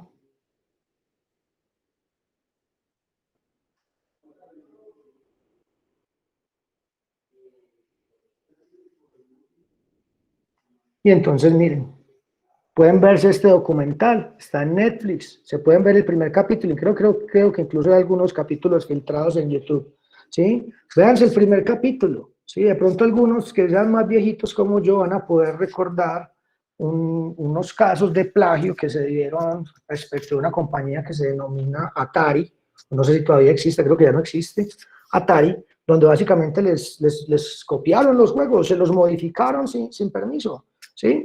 Y digamos que ahí van a poder ver un caso de violación de derechos de autor y lo que podría eventualmente ocurrir ante una violación de derechos de autor. Pero les quiero contar uno que al menos yo lo viví de manera particular porque yo fui una de esas personas que creció viendo El Chavo del Ocho, ¿sí? Y entonces aquí, ¿qué es lo que podría contarles? Precisamente que cuando El Chavo del Ocho se deja de rodar y se deja de rodar Chespirito, entonces esta chica María Antonieta de las Nieves y Carlos Villagrán salieron a desarrollar básicamente el circo de Kiko y el circo de la Chilindrina. Y al final tuvieron una demanda de Roberto Gómez Bolaño, precisamente porque estaban haciendo uso de unos personajes que estaban protegidos por el derecho de autor dentro de una obra que él había denominado El Chavo del Ocho y dentro de una obra que él había denominado Chespirito, ¿sí? Entonces, por eso es, digamos que esa preocupación que yo muchas veces les expreso a algunos emprendedores cuando veo fotografías en las páginas web o cuando veo fotografías en los perfiles de Instagram y cuando hay fotografías en las cuales, digamos que hay fotografías en las que a mí no me cabe duda que la fotografía es de los emprendedores, pero hay otras fotografías que de pronto sí me empiezan a preocupar cuando empiezan a utilizar de bancos de imágenes, hay bancos de imágenes pagos, hay otros que no, entonces tener mucha claridad en ese tema de derechos de autor cuando estamos utilizando obras de terceros, porque al final podrían requerirnos a nivel de derechos de autor o incluso cuando nosotros consideramos que en la empresa se están infringiendo derechos de autor de la compañía también podemos hacerlo. Ejemplos de derechos de autor que puedan darse a nivel empresarial: artículos científicos, libros, diseños arquitectónicos, obras multimedia, entonces aquí va a tener usted, por ejemplo, algunas páginas web, objetos virtuales de aprendizaje, aquí en tema de software, aquí yo incluso lo puse, aquí también le puse las aplicaciones, pero las aplicaciones realmente son software, los videojuegos realmente son software, y si a eso vamos, quizás todas esas sean obras multimedias, obra cinematográfica, fotografías, presentaciones de PowerPoint, digamos que dibujos, escritos, en fin, el mundo está lleno de derechos de autor, ¿sí? Y al final en la empresa utilizamos muchas veces estos derechos de autor. Denme un segundo, por favor.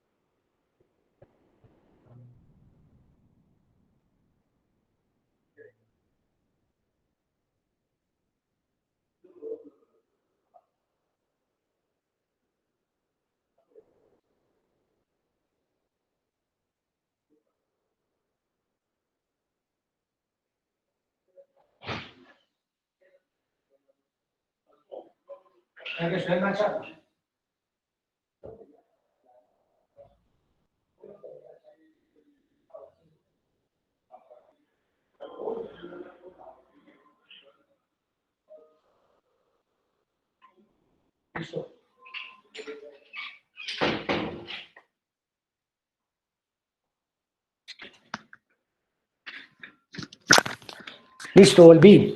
Entonces, cuando estamos hablando de derechos de autor, repito, estamos hablando básicamente de obras, es decir, la materialización que hace un autor de esa obra.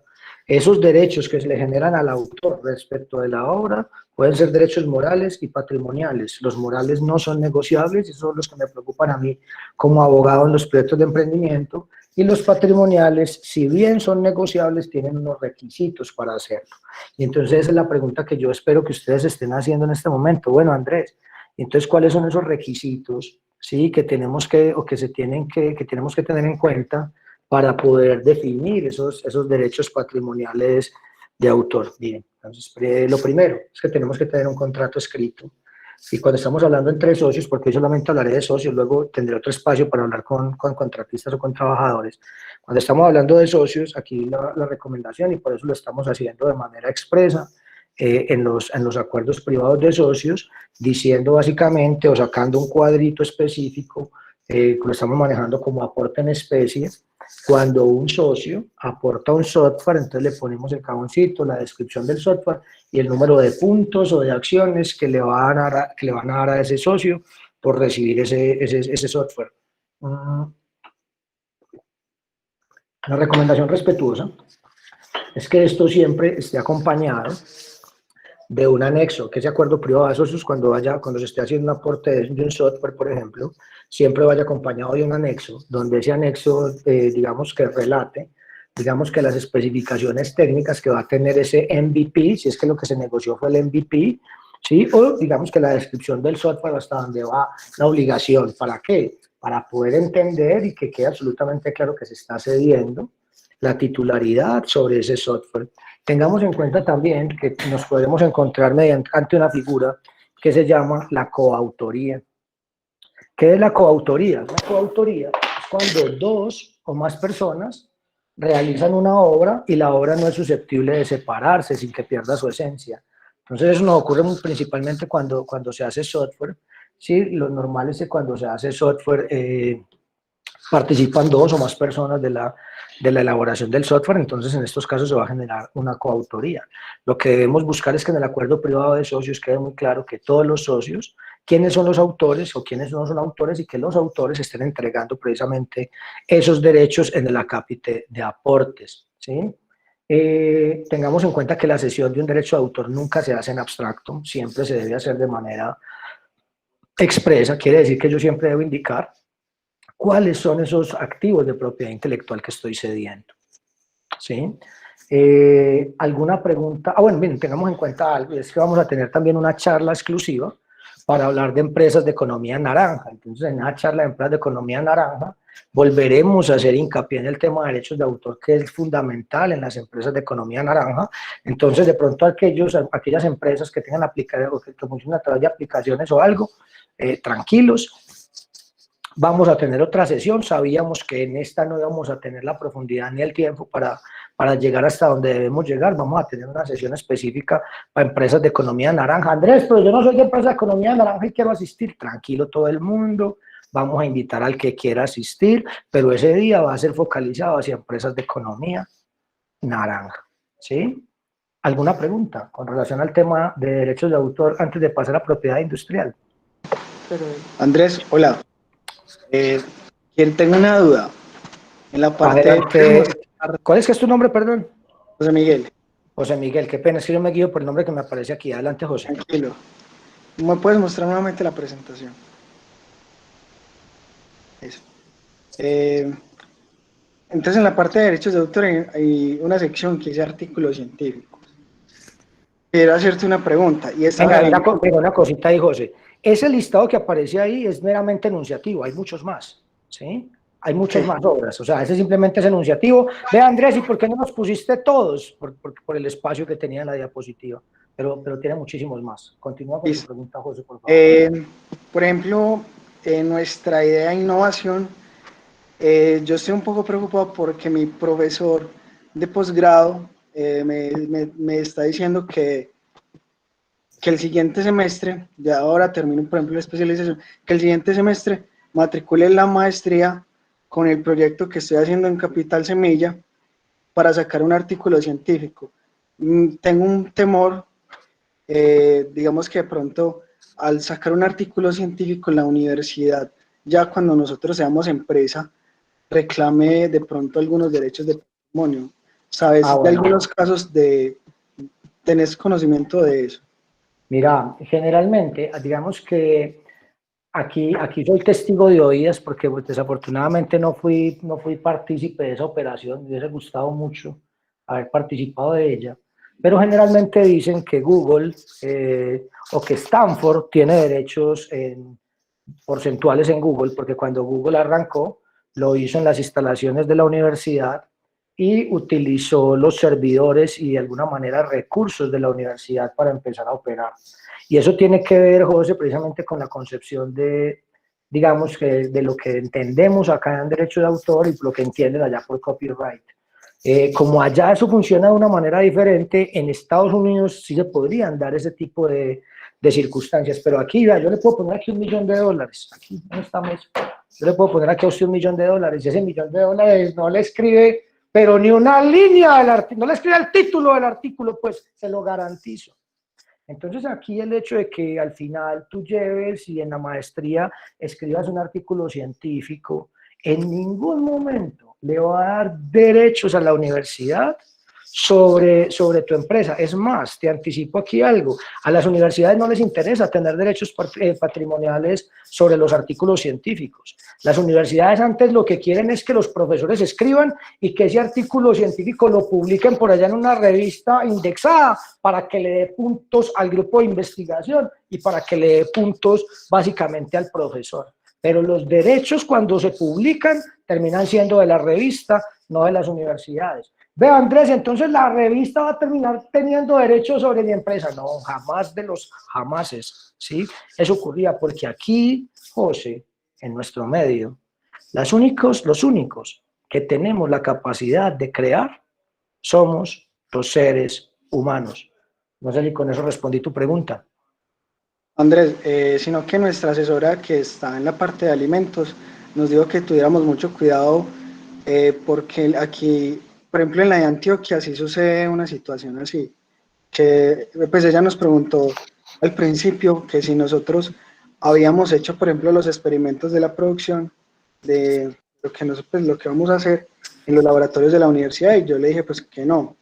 Ella me dijo que muy bien, porque a veces las universidades, por ejemplo en el caso de la de Antioquia sí hacía eso. Yo me leí todo el Estatuto de Propiedad Intelectual de la Universidad de Antioquia y ya me parece que te están dando... Yo soy de la Nacional, si se sabe. Sí, también estudié de la Nacional, porque hicimos un estudio de todos los reglamentos de propiedad intelectual de las universidades. Yo te diría que eso no es así, ¿sí? Yo te diría que eso no es así. Y si conoce a alguien que tenga de problema, dale mi número y yo le doy una comisión, porque al final a esa persona la están tumbando, ¿sí? Yo recuerdo por ahí que había una universidad cuyo nombre no quiero decir, donde básicamente en el reglamento de propiedad intelectual dice que los trabajos de grado de los estudiantes son de la universidad. Yo lo único que diría es que leo esa cláusula y me da risa, y me da más risa, y me vuelvo a reír, porque eso no es así. Pero digamos que hay personas que lo creen, pero no. Una de las cosas por las que yo estudié Derecho es porque el Derecho tiene las reglas de la vida, ¿sí? Y al final todos vivimos. Y que nota uno conocer las reglas precisamente que rigen la vida donde uno está. Yo te diría que no, eso no es así. Y si sabe de alguien y tiene problema, tranquilo que ahí vamos a poder pelear de una manera muy fuerte. Pero básicamente aquí el único en Colombia que puede crear propiedad intelectual es el ser humano. Digamos que me pondrías más difícil la pregunta si me hablas del asesor. Quizás por ahí ya entonces empecemos a cambiar el tema, ¿sí? Porque entonces si me dices, no, Andrés, es que mira que es que en el artículo científico lo escribimos a 3 manos, lo escribió un amigo de la maestría, lo escribió el profesor y lo escribí yo, y entonces ahí estamos frente a coautoría. Entonces lo más seguro, en ese caso, si hay coautoría y si el profesor que tiene una vinculación con la universidad escribió, va a haber eventualmente derechos patrimoniales de la universidad sobre el artículo, pero sobre el artículo científico, más no sobre la empresa, ni sobre la propiedad industrial de la empresa. E incluso, José, lo que te podría reforzar eso, indicando que en muchas ocasiones y en muchos proyectos de investigación, precisamente uno de los temas que hay que entrar a determinar, uno de los temas que hay que entrar a determinar en muchos de estos proyectos de investigación es el contenido del artículo. ¿Sí? Porque al final, no sé de qué sea tu empresa, pero ahí digamos que muchas veces estos artículos científicos provienen de investigaciones, al final, que son investigaciones empresariales. Y lo que se buscaría es que, por ejemplo, no se esté perdiendo el carácter de novedad de una tecnología por un artículo científico. Entonces, digamos que los artículos científicos difícilmente van a tener todo el know-how de la compañía. Y si en el artículo científico está todo el know-how de la compañía y ese know-how es protegible por otra forma de propiedad industrial, lo mejor es no publicar ese artículo. Pero el tema ese que planteas de las universidades, no sé, a mí me cuesta creer eso, pues porque estuve muy metido en el mundo de las universidades, sigo metido mucho en el tema de las universidades y además todas las universidades se rigen, pues aquí la ley es la misma. Y si hay un estatuto de propiedad intelectual como es esa universidad, cuyo nombre no quise mencionar, donde erróneamente dice que toda la propiedad intelectual que generen los estudiantes es de ellos, están locos. Y ahí, digamos, Andrés, en el caso de que nosotros en 5 años hiciéramos una patente de invención, la universidad tampoco podría, pues ya me he graduado, la universidad tampoco podría tener derecho sobre ningún bien, o sea, ningún derecho en la empresa tampoco. Pues así como estás planteando el caso, yo diría que no, pero generalmente, como estamos hablando bajo unos supuestos, sobre esos supuestos que planteas, yo diría que no, pero si le cambias un supuesto a eso, es posible que sí. ¿Cuál? No sé, tendríamos que empezar a jugar ese juego del y si esto, y si aquello, y si esto otro, y cada y si va a tener una respuesta diferente, pero así en abstracto, tal cual como lo estás planteando, yo no veo derechos de la universidad ahí por ningún lado. Entonces puedo tomar la maestría tranquilamente. Sí, señor, si tiene una pregunta más adelante, por ahí va a tener mi número y me llama. Claro que sí, muchas gracias. Bueno, entonces vamos a arrancar ahora con propiedad industrial. A diferencia... Una pregunta chiquita con respecto a derechos de autor. Mira, quería preguntarte si, por ejemplo, un escritor escribe sobre un personaje público, por decir algo sobre Fernando Botero, con una investigación y todo eso, ¿de quién son los derechos de autor? ¿Del escritor o de Fernando Botero, por ejemplo? Del escritor. Hay unos temas, Marcela, que hay que tener en cuenta y es que dependiendo de lo que estés escribiendo, ese escrito puede ser, digamos, que de corte biográfico, por así decirlo, y en ese caso tenemos que hay biografías autorizadas y hay biografías no autorizadas de las personas, ¿sí? Ahí lo importante para no entrar a caer en temas de injurias o calumnias va a ser obviamente que la persona que haga la investigación tenga todos los soportes de lo que está diciendo, pero no me cabe la menor duda de que los derechos ahí son del autor. El hecho de que básicamente tenga la venia o no digamos que del personaje principal de la obra o la persona o el personaje que inspira la obra, simplemente es un plus a nivel de marketing que podrá ser. Incluso hay biografías no autorizadas que se venden más que biografías autorizadas, pero en este caso, digamos que la información sería particular de la persona, digamos que del autor.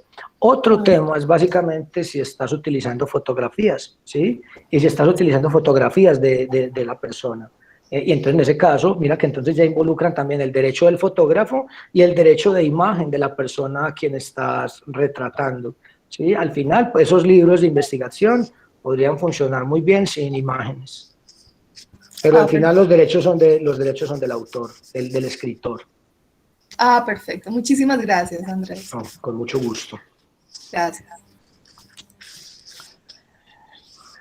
Propiedad industrial, bueno, 4:38, se me fue el tiempo, pero ¿qué podría decirles de la propiedad industrial? En la propiedad industrial lo primero es que es negociable.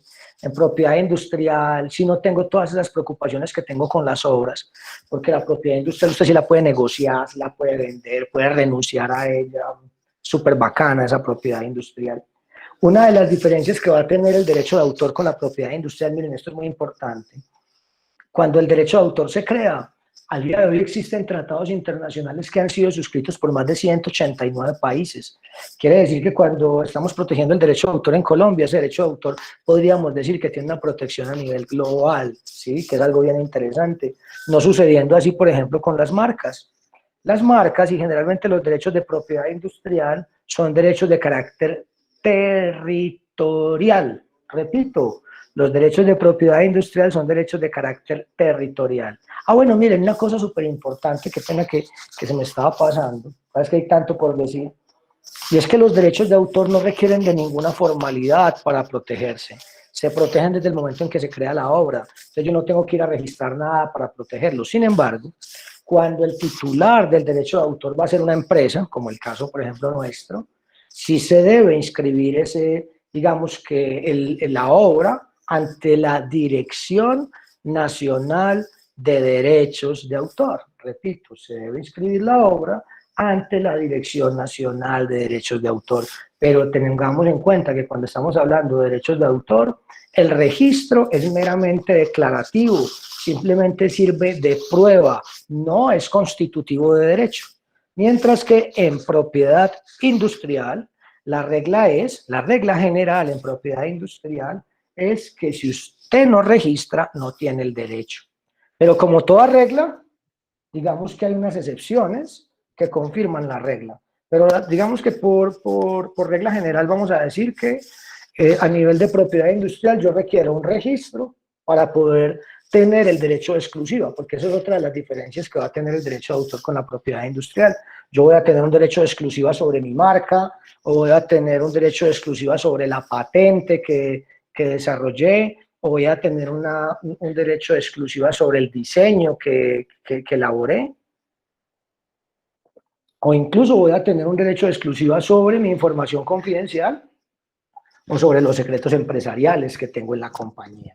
¿Sí? Pero aquí los derechos van a ser no solamente de exclusiva, sino que son derechos territoriales.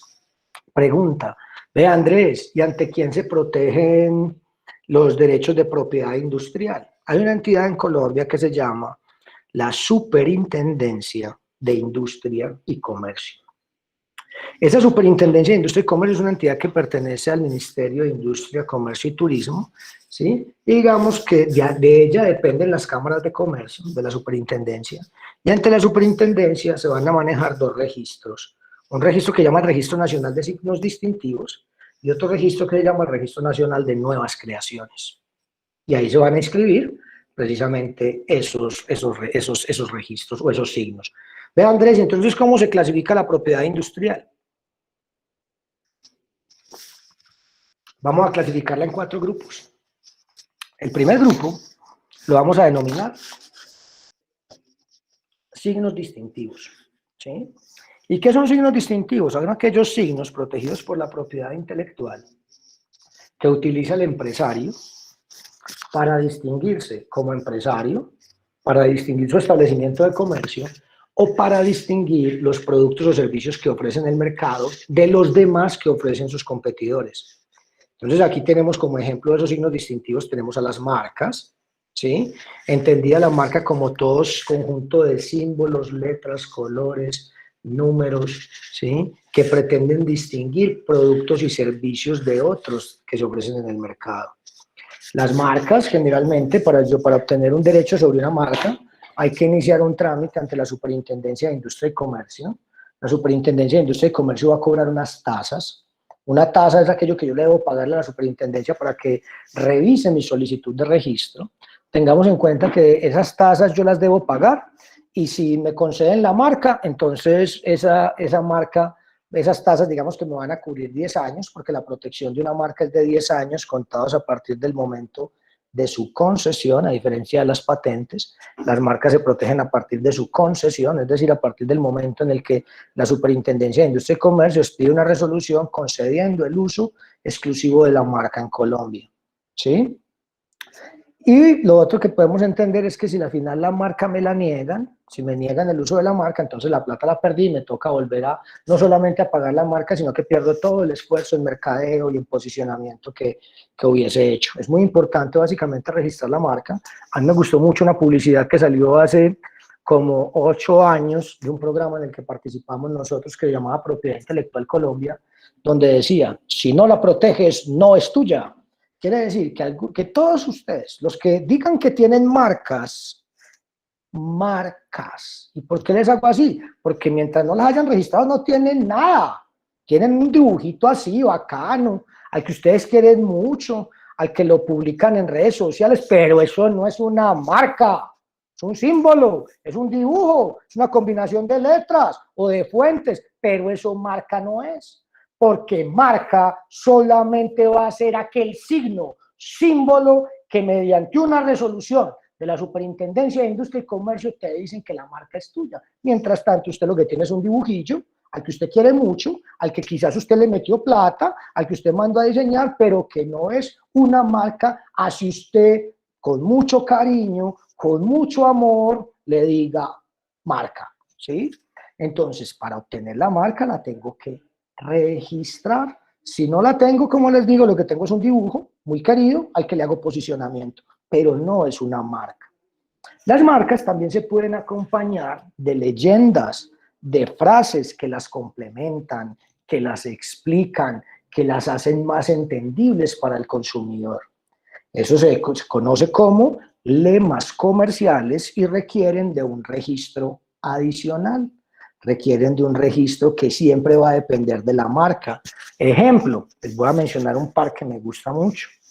Las del toque secreto. Entonces usted mismo pensó en una marca de galletas que se llama Ducales. Vaya, yo le doy otro ejemplo de otro lema comercial. Recoge y entrega contrarreloj. Sí, uy, coordinadora. ¿Sí? Porque al final, digamos que estos lemas comerciales también muchas veces tienen un poder de recordación casi similar al de una marca, porque al final, digamos, como les digo, son frases que ayudan a complementar, a entender la marca, pero requieren registros diferentes. Tengan en cuenta algo que a mí me parece importante que conozcan, y es que a nivel de tasas, ese valor que hay que pagarle a la Superintendencia de Industria y Comercio para efectos del registro de la marca, esas tasas pueden variar. ¿De qué varían las tasas? De si usted como emprendedor está inscrito en el registro mercantil o no, para que lo tengan en cuenta en esas decisiones que van a tomar. A muchos de ustedes yo les he recomendado que se inscriban en enero en el registro mercantil. Tengan en cuenta que esa recomendación tiene un precio, y es que si al día de hoy usted va a registrar su marca, ¿sí? Y usted no está inscrito en el registro mercantil, pagas, no, espere, ya yo le digo cuánto paga. ¿Dónde está?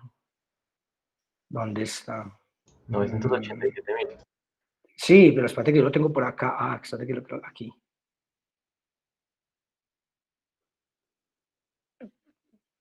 Ah, 54. 954.500 pesos pagas si no estás inscrito en el registro mercantil. Mientras que si estás inscrito en el registro mercantil, míralo acá, pagas 687.500. O sea que mira que hay una diferencia como de 300.000 pesos, ¿sí? Hay una diferencia como de 300, casi 300.000 pesos cuando registras tu marca con registro mercantil o sin registro mercantil. Es una diferencia que vale la pena tener en cuenta, ¿sí?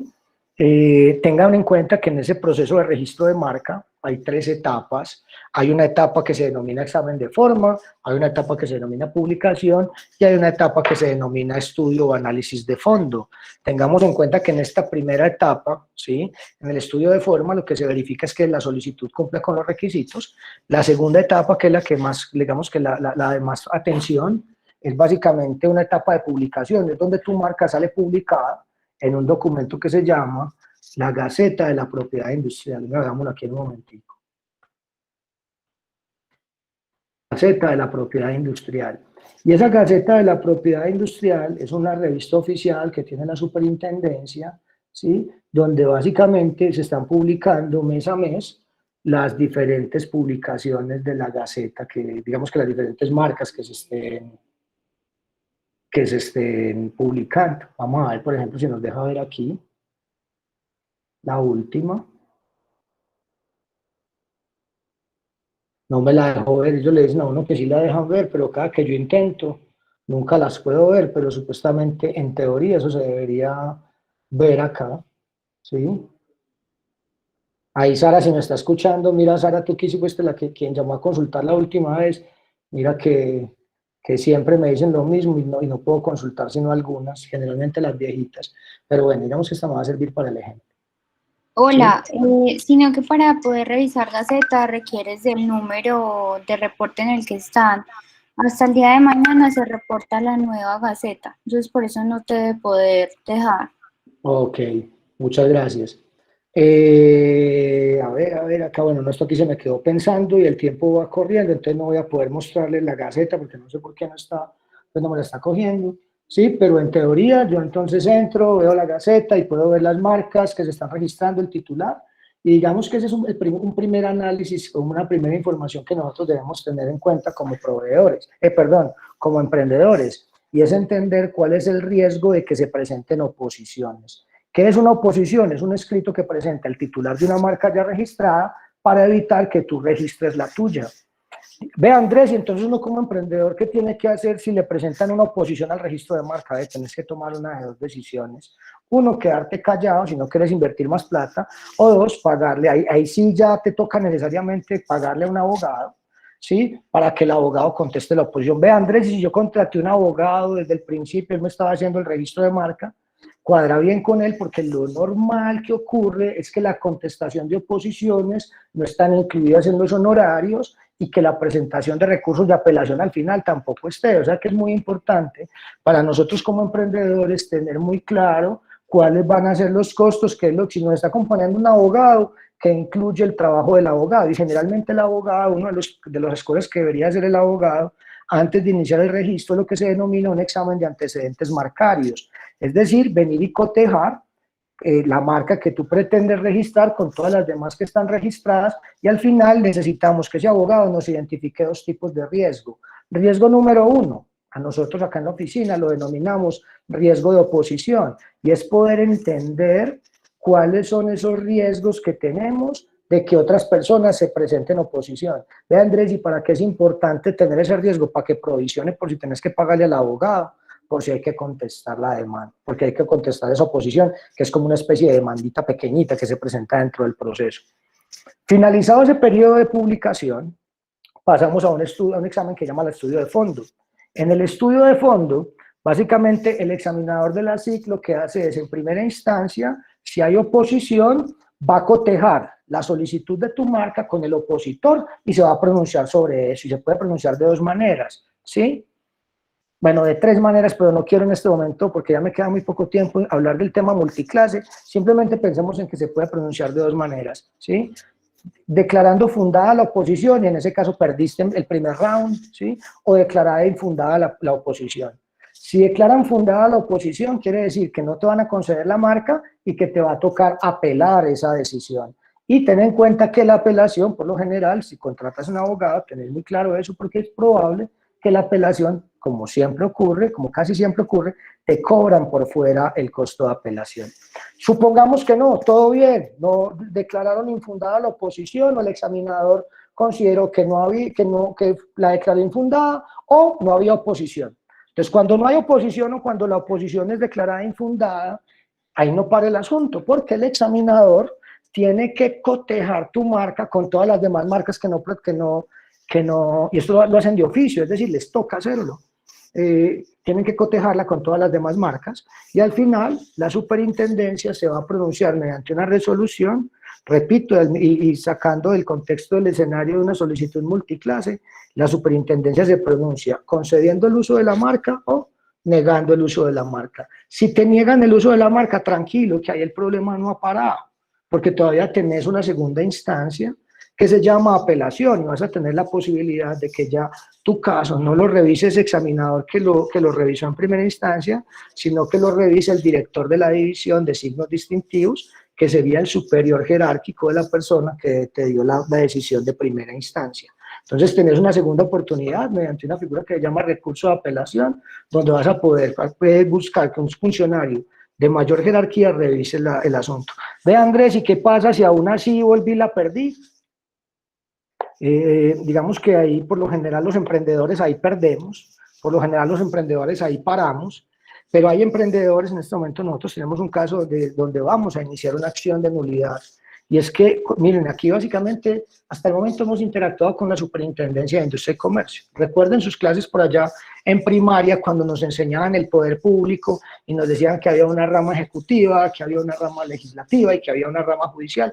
En este momento estamos en la rama ejecutiva, ¿sí?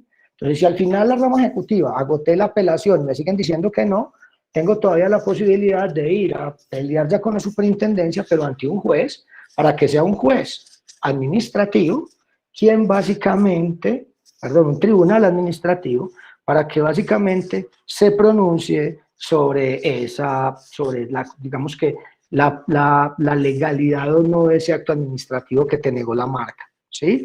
Grosso modo, ese es como el camino. Generalmente el proceso de registro de marca es un proceso que puede durar entre 6 meses, ¿sí? Y 13 meses. De hecho, yo he tenido marcas que han salido antes de los 6 meses, y he tenido marcas que se han demorado más de los 13 meses, depende de múltiples factores, como puede ser que te devolvieron la marca o que básicamente se publicó como no era, entonces hay que devolverse, o básicamente también puede ocurrir que es que hay 1, 2 o 3 oposiciones y entonces todas tienen que analizarse de manera individual, ¿sí? Pueden surgir diferentes, digamos que situaciones que puedan presentarse en el marco del tema de marcas. 4:55 minutos de la tarde, el tiempo se me fue volando, me da culpa que no alcancé a terminar. Básicamente lo que veo es que vamos a tener que programar otra sesión especial. Denme un segundo, que si esté yo conectado a internet, ¿sí?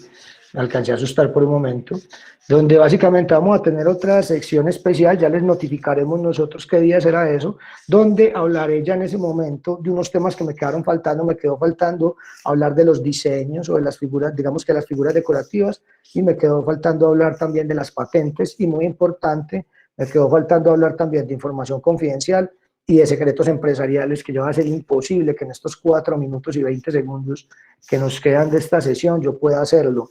Les presento excusas por no haber terminado la charla. Créanme que lo planifiqué para que me diera el tiempo, pero hay veces uno planifica y desafortunadamente las cosas no salen como uno las planifica. De pronto no sé qué me pasó, de pronto me extendían algunas preguntas, en fin, no sé qué me pasó ahí, pero lo que sí es que a todo el mundo le digo que tranquilo, que vamos a tener otra sesión y que esos temas los vamos a hablar de una manera particular en otra sesión. Creo que tengo tiempo para responder 1 o 2 preguntas, si las hay.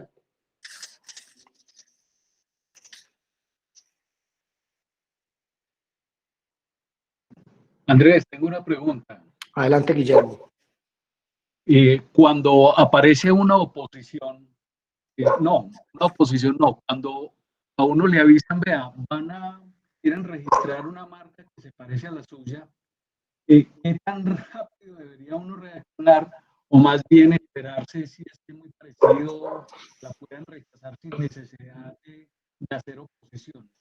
Guillermo, muchas gracias por tu pregunta, muy pertinente. Ahí lo primero que te diría es que si recibiste un correo de esos, es porque hay un abogado, emprendedor, proactivo que está buscando negocios.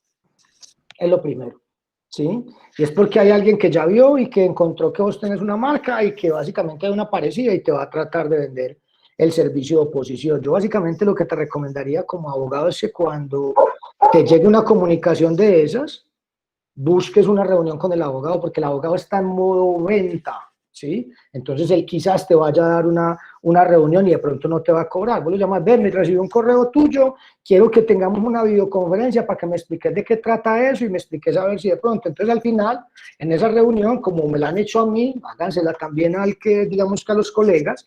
Entonces uno se reúne, le muestran la marca, le muestran básicamente cuál es el opositor, digamos que los productos que distingue la solicitud de esa marca, y al final usted lo que tiene que hacer al final de esa reunión es decirle que excelente, que le mande una cotización y que usted lo va a pensar. Y entonces usted lo que se va es con esa información y haces tu análisis particular con base en la información que te dio el abogado y vas a ver que cuando termines esa reunión vas a salir, digamos que con información de si te vas a oponer o no te vas a oponer. Aquí también yo, por ejemplo, Guillermo, te recomendaría que tengas en cuenta aspectos como de quién es el opositor. Miren, el año pasado me ocurrió una situación muy particular con una emprendedora, creo que esta se enojó conmigo. Bueno, no sé, creo que fue el año antepasado, una marca de bebidas que era Ualá. U-A-L-A y la A con tilde, Ualá, era una marca para bebidas.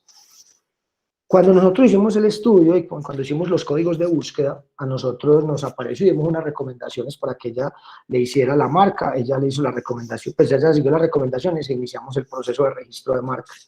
Cuando estábamos ya en la fase de publicación se nos presentaron dos oposiciones. Una oposición de un banco chileno que se llama Ualá, ¿sí? A mi banco, bebida. A mí básicamente lo que me parece es que ese vendedor, el que le vendió la oposición al banco es un berraco, porque a qué horas alguien va a pensar que porque va a un banco entonces va a comprar una bebida, en fin, digamos que ahí yo no veía el riesgo de confusión, pero había otra que quizás digamos que se asustó mucho a la emprendedora de Capital Semilla, que básicamente se nos opuso una empresa que se llama Quala, ¿sí? Quala es una empresa muy grande, ¿sí? Para que se hagan una idea, Quala tiene una marca muy conocida en el mercado que se llama Bon Ice, ¿sí? Una de las marcas, pero ellos son grandes. Creo que tienen otra que se llama Vive 100, si no estoy mal. Es decir, son unos grandes, son gente grande, son empresarios grandes y que están dispuestos a meter un buen billete a la hora de pelear. Ellos pagaron abogados, nosotros le dijimos a la emprendedora, porque entonces en ese caso, cuando hay una oposición, ahí me toca decirle al emprendedor que hay que pagar una plata adicional, nos reunimos con ella, en fin, la molestia, y por qué no lo hicieron de esta manera. Ella en ese momento estaba como molesta porque no, en el estudio no había aparecido Quala, ¿sí? Y básicamente ella, a mi modo de ver, ella perdió el partido desde ese momento, porque vio tan grande a Quala y que Quala vendía bebidas, Quala estaba en otra categoría, que ella al final decidió que nosotros no contestáramos la oposición. Incluso fue tanto el temor de esta chica que decidió renunciar a la marca y generar una nueva marca y un nuevo registro. En fin, luego salió la decisión de la superintendencia. Ustedes no se imaginan ese día el fresquito que me dio a mí cuando la superintendencia negó el registro de la marca, pues concedió el registro de la marca Ualá, ¿sí? Y no le dio la razón a Quala y no le dio la razón al banco. Pero miren ahí, por ejemplo, para tu pregunta, Guillermo, que en ese momento la decisión de la emprendedora fue no contestar la oposición. Entonces, digamos que de esa misma manera y con ese ejemplo te lo puedo plantear, que el hecho de que se presenten oposiciones no quiere decir que yo ya perdí mi registro de marca, como tampoco puedo plantear que el hecho de que no se presenten oposiciones, entonces ya me lo van a conceder. Va a ser cada caso concreto, analizando situaciones concretas a las que podemos llegar a determinadas conclusiones para poder entrar a determinar los riesgos y entender que por más, digamos, que haga el estudio pormenorizado el abogado, al final el abogado no es el que toma la decisión, quien toma la decisión es un funcionario en la superintendencia. Entonces al final lo que uno plantea como abogado son simplemente probabilidades de algo que pueda ocurrir y es el emprendedor al final con información el que toma la decisión de si registra o no registra la marca. Es lo que podría decirte, Hernando, con relación a tu pregunta. Muy bien, muchas gracias. ¿Alguien iba a decir algo más? Sí, yo tengo una pregunta que yo la hice ahí en el chat. Que es que no, como he estado mirando todo este tiempo, no he mirado las preguntas del chat. ¿Existe una fuente para saber si la marca que quiero registrar ya existe o es viable para ser registrada? Sí, por supuesto. En la página de la Superintendencia de Industria y Comercio, es más, si ustedes se meten a Google y escriben ahí SIPI, les va a aparecer SIPI Chocó y les va a aparecer el SIPI de la SIC. Ingresen al SIPI de la SIC y ahí incluso sin loguearse, sin nada, van a poder hacer la consulta. A ver, la pregunta de Punkli dice, toda gran marca primero solo registra la nominativa, luego la mixta. ¿Crees que si uno cree en su negocio es prudente seguir esto? Mira, al final depende del tipo de empresa, ¿sí? Con el tema de las aplicaciones funciona algo muy particular, y es que en una aplicación, si yo por ejemplo les muestro, por ejemplo, piensen en la marca Instagram, ¿sí? Y yo les muestro aquí bueno, no sé, ahí se ve como ahí.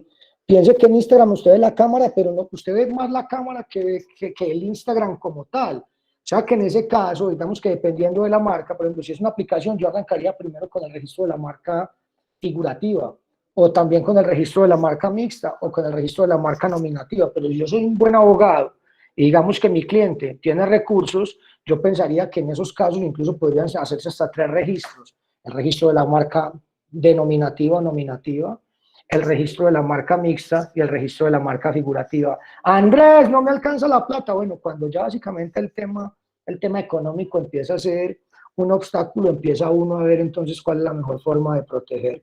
Pero en este caso, digamos que lo que yo básicamente protegería es, yo le haría una pregunta al empresario y es, ve, ¿a qué le estás metiendo plata? ¿A la expresión nominativa? ¿O le estás metiendo plata también al logo símbolo? Y al que me respondan, ahí es donde yo hago la protección. Uy, sí, porque yo espera invención. Asumo que Carlos es el que tiene el tema de la patente y no alcancé a llegar allá. Mixta, sin reivindicación de color, fue mi elección. Yo solamente reivindico colores, Carlos, cuando la marca se parece, digamos que existe riesgo con otra marca. Sí, el tema de hacer una reivindicación de colores, al menos a mí me parece que las marcas, son pocas las marcas que no cambian a lo largo de la historia.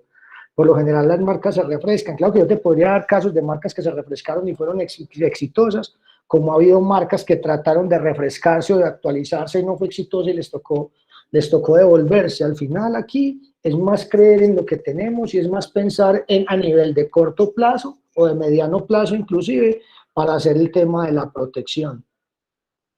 Juan David García, ¿en qué parte podemos ver en el CIPI sin registrarnos? Aquí se los voy a mostrar entonces, en un segundo. Tal cual como les dije, CIPI. Lo que pasa es que a mí aquí ya me aparece pues el CIPI porque ya estaba logueado, pero voy a arrancar desde Google para que lo vean más bien. Entonces en Google le doy CIPI. Pues como les dije, les va a aparecer CIPI Chocó y CIPI.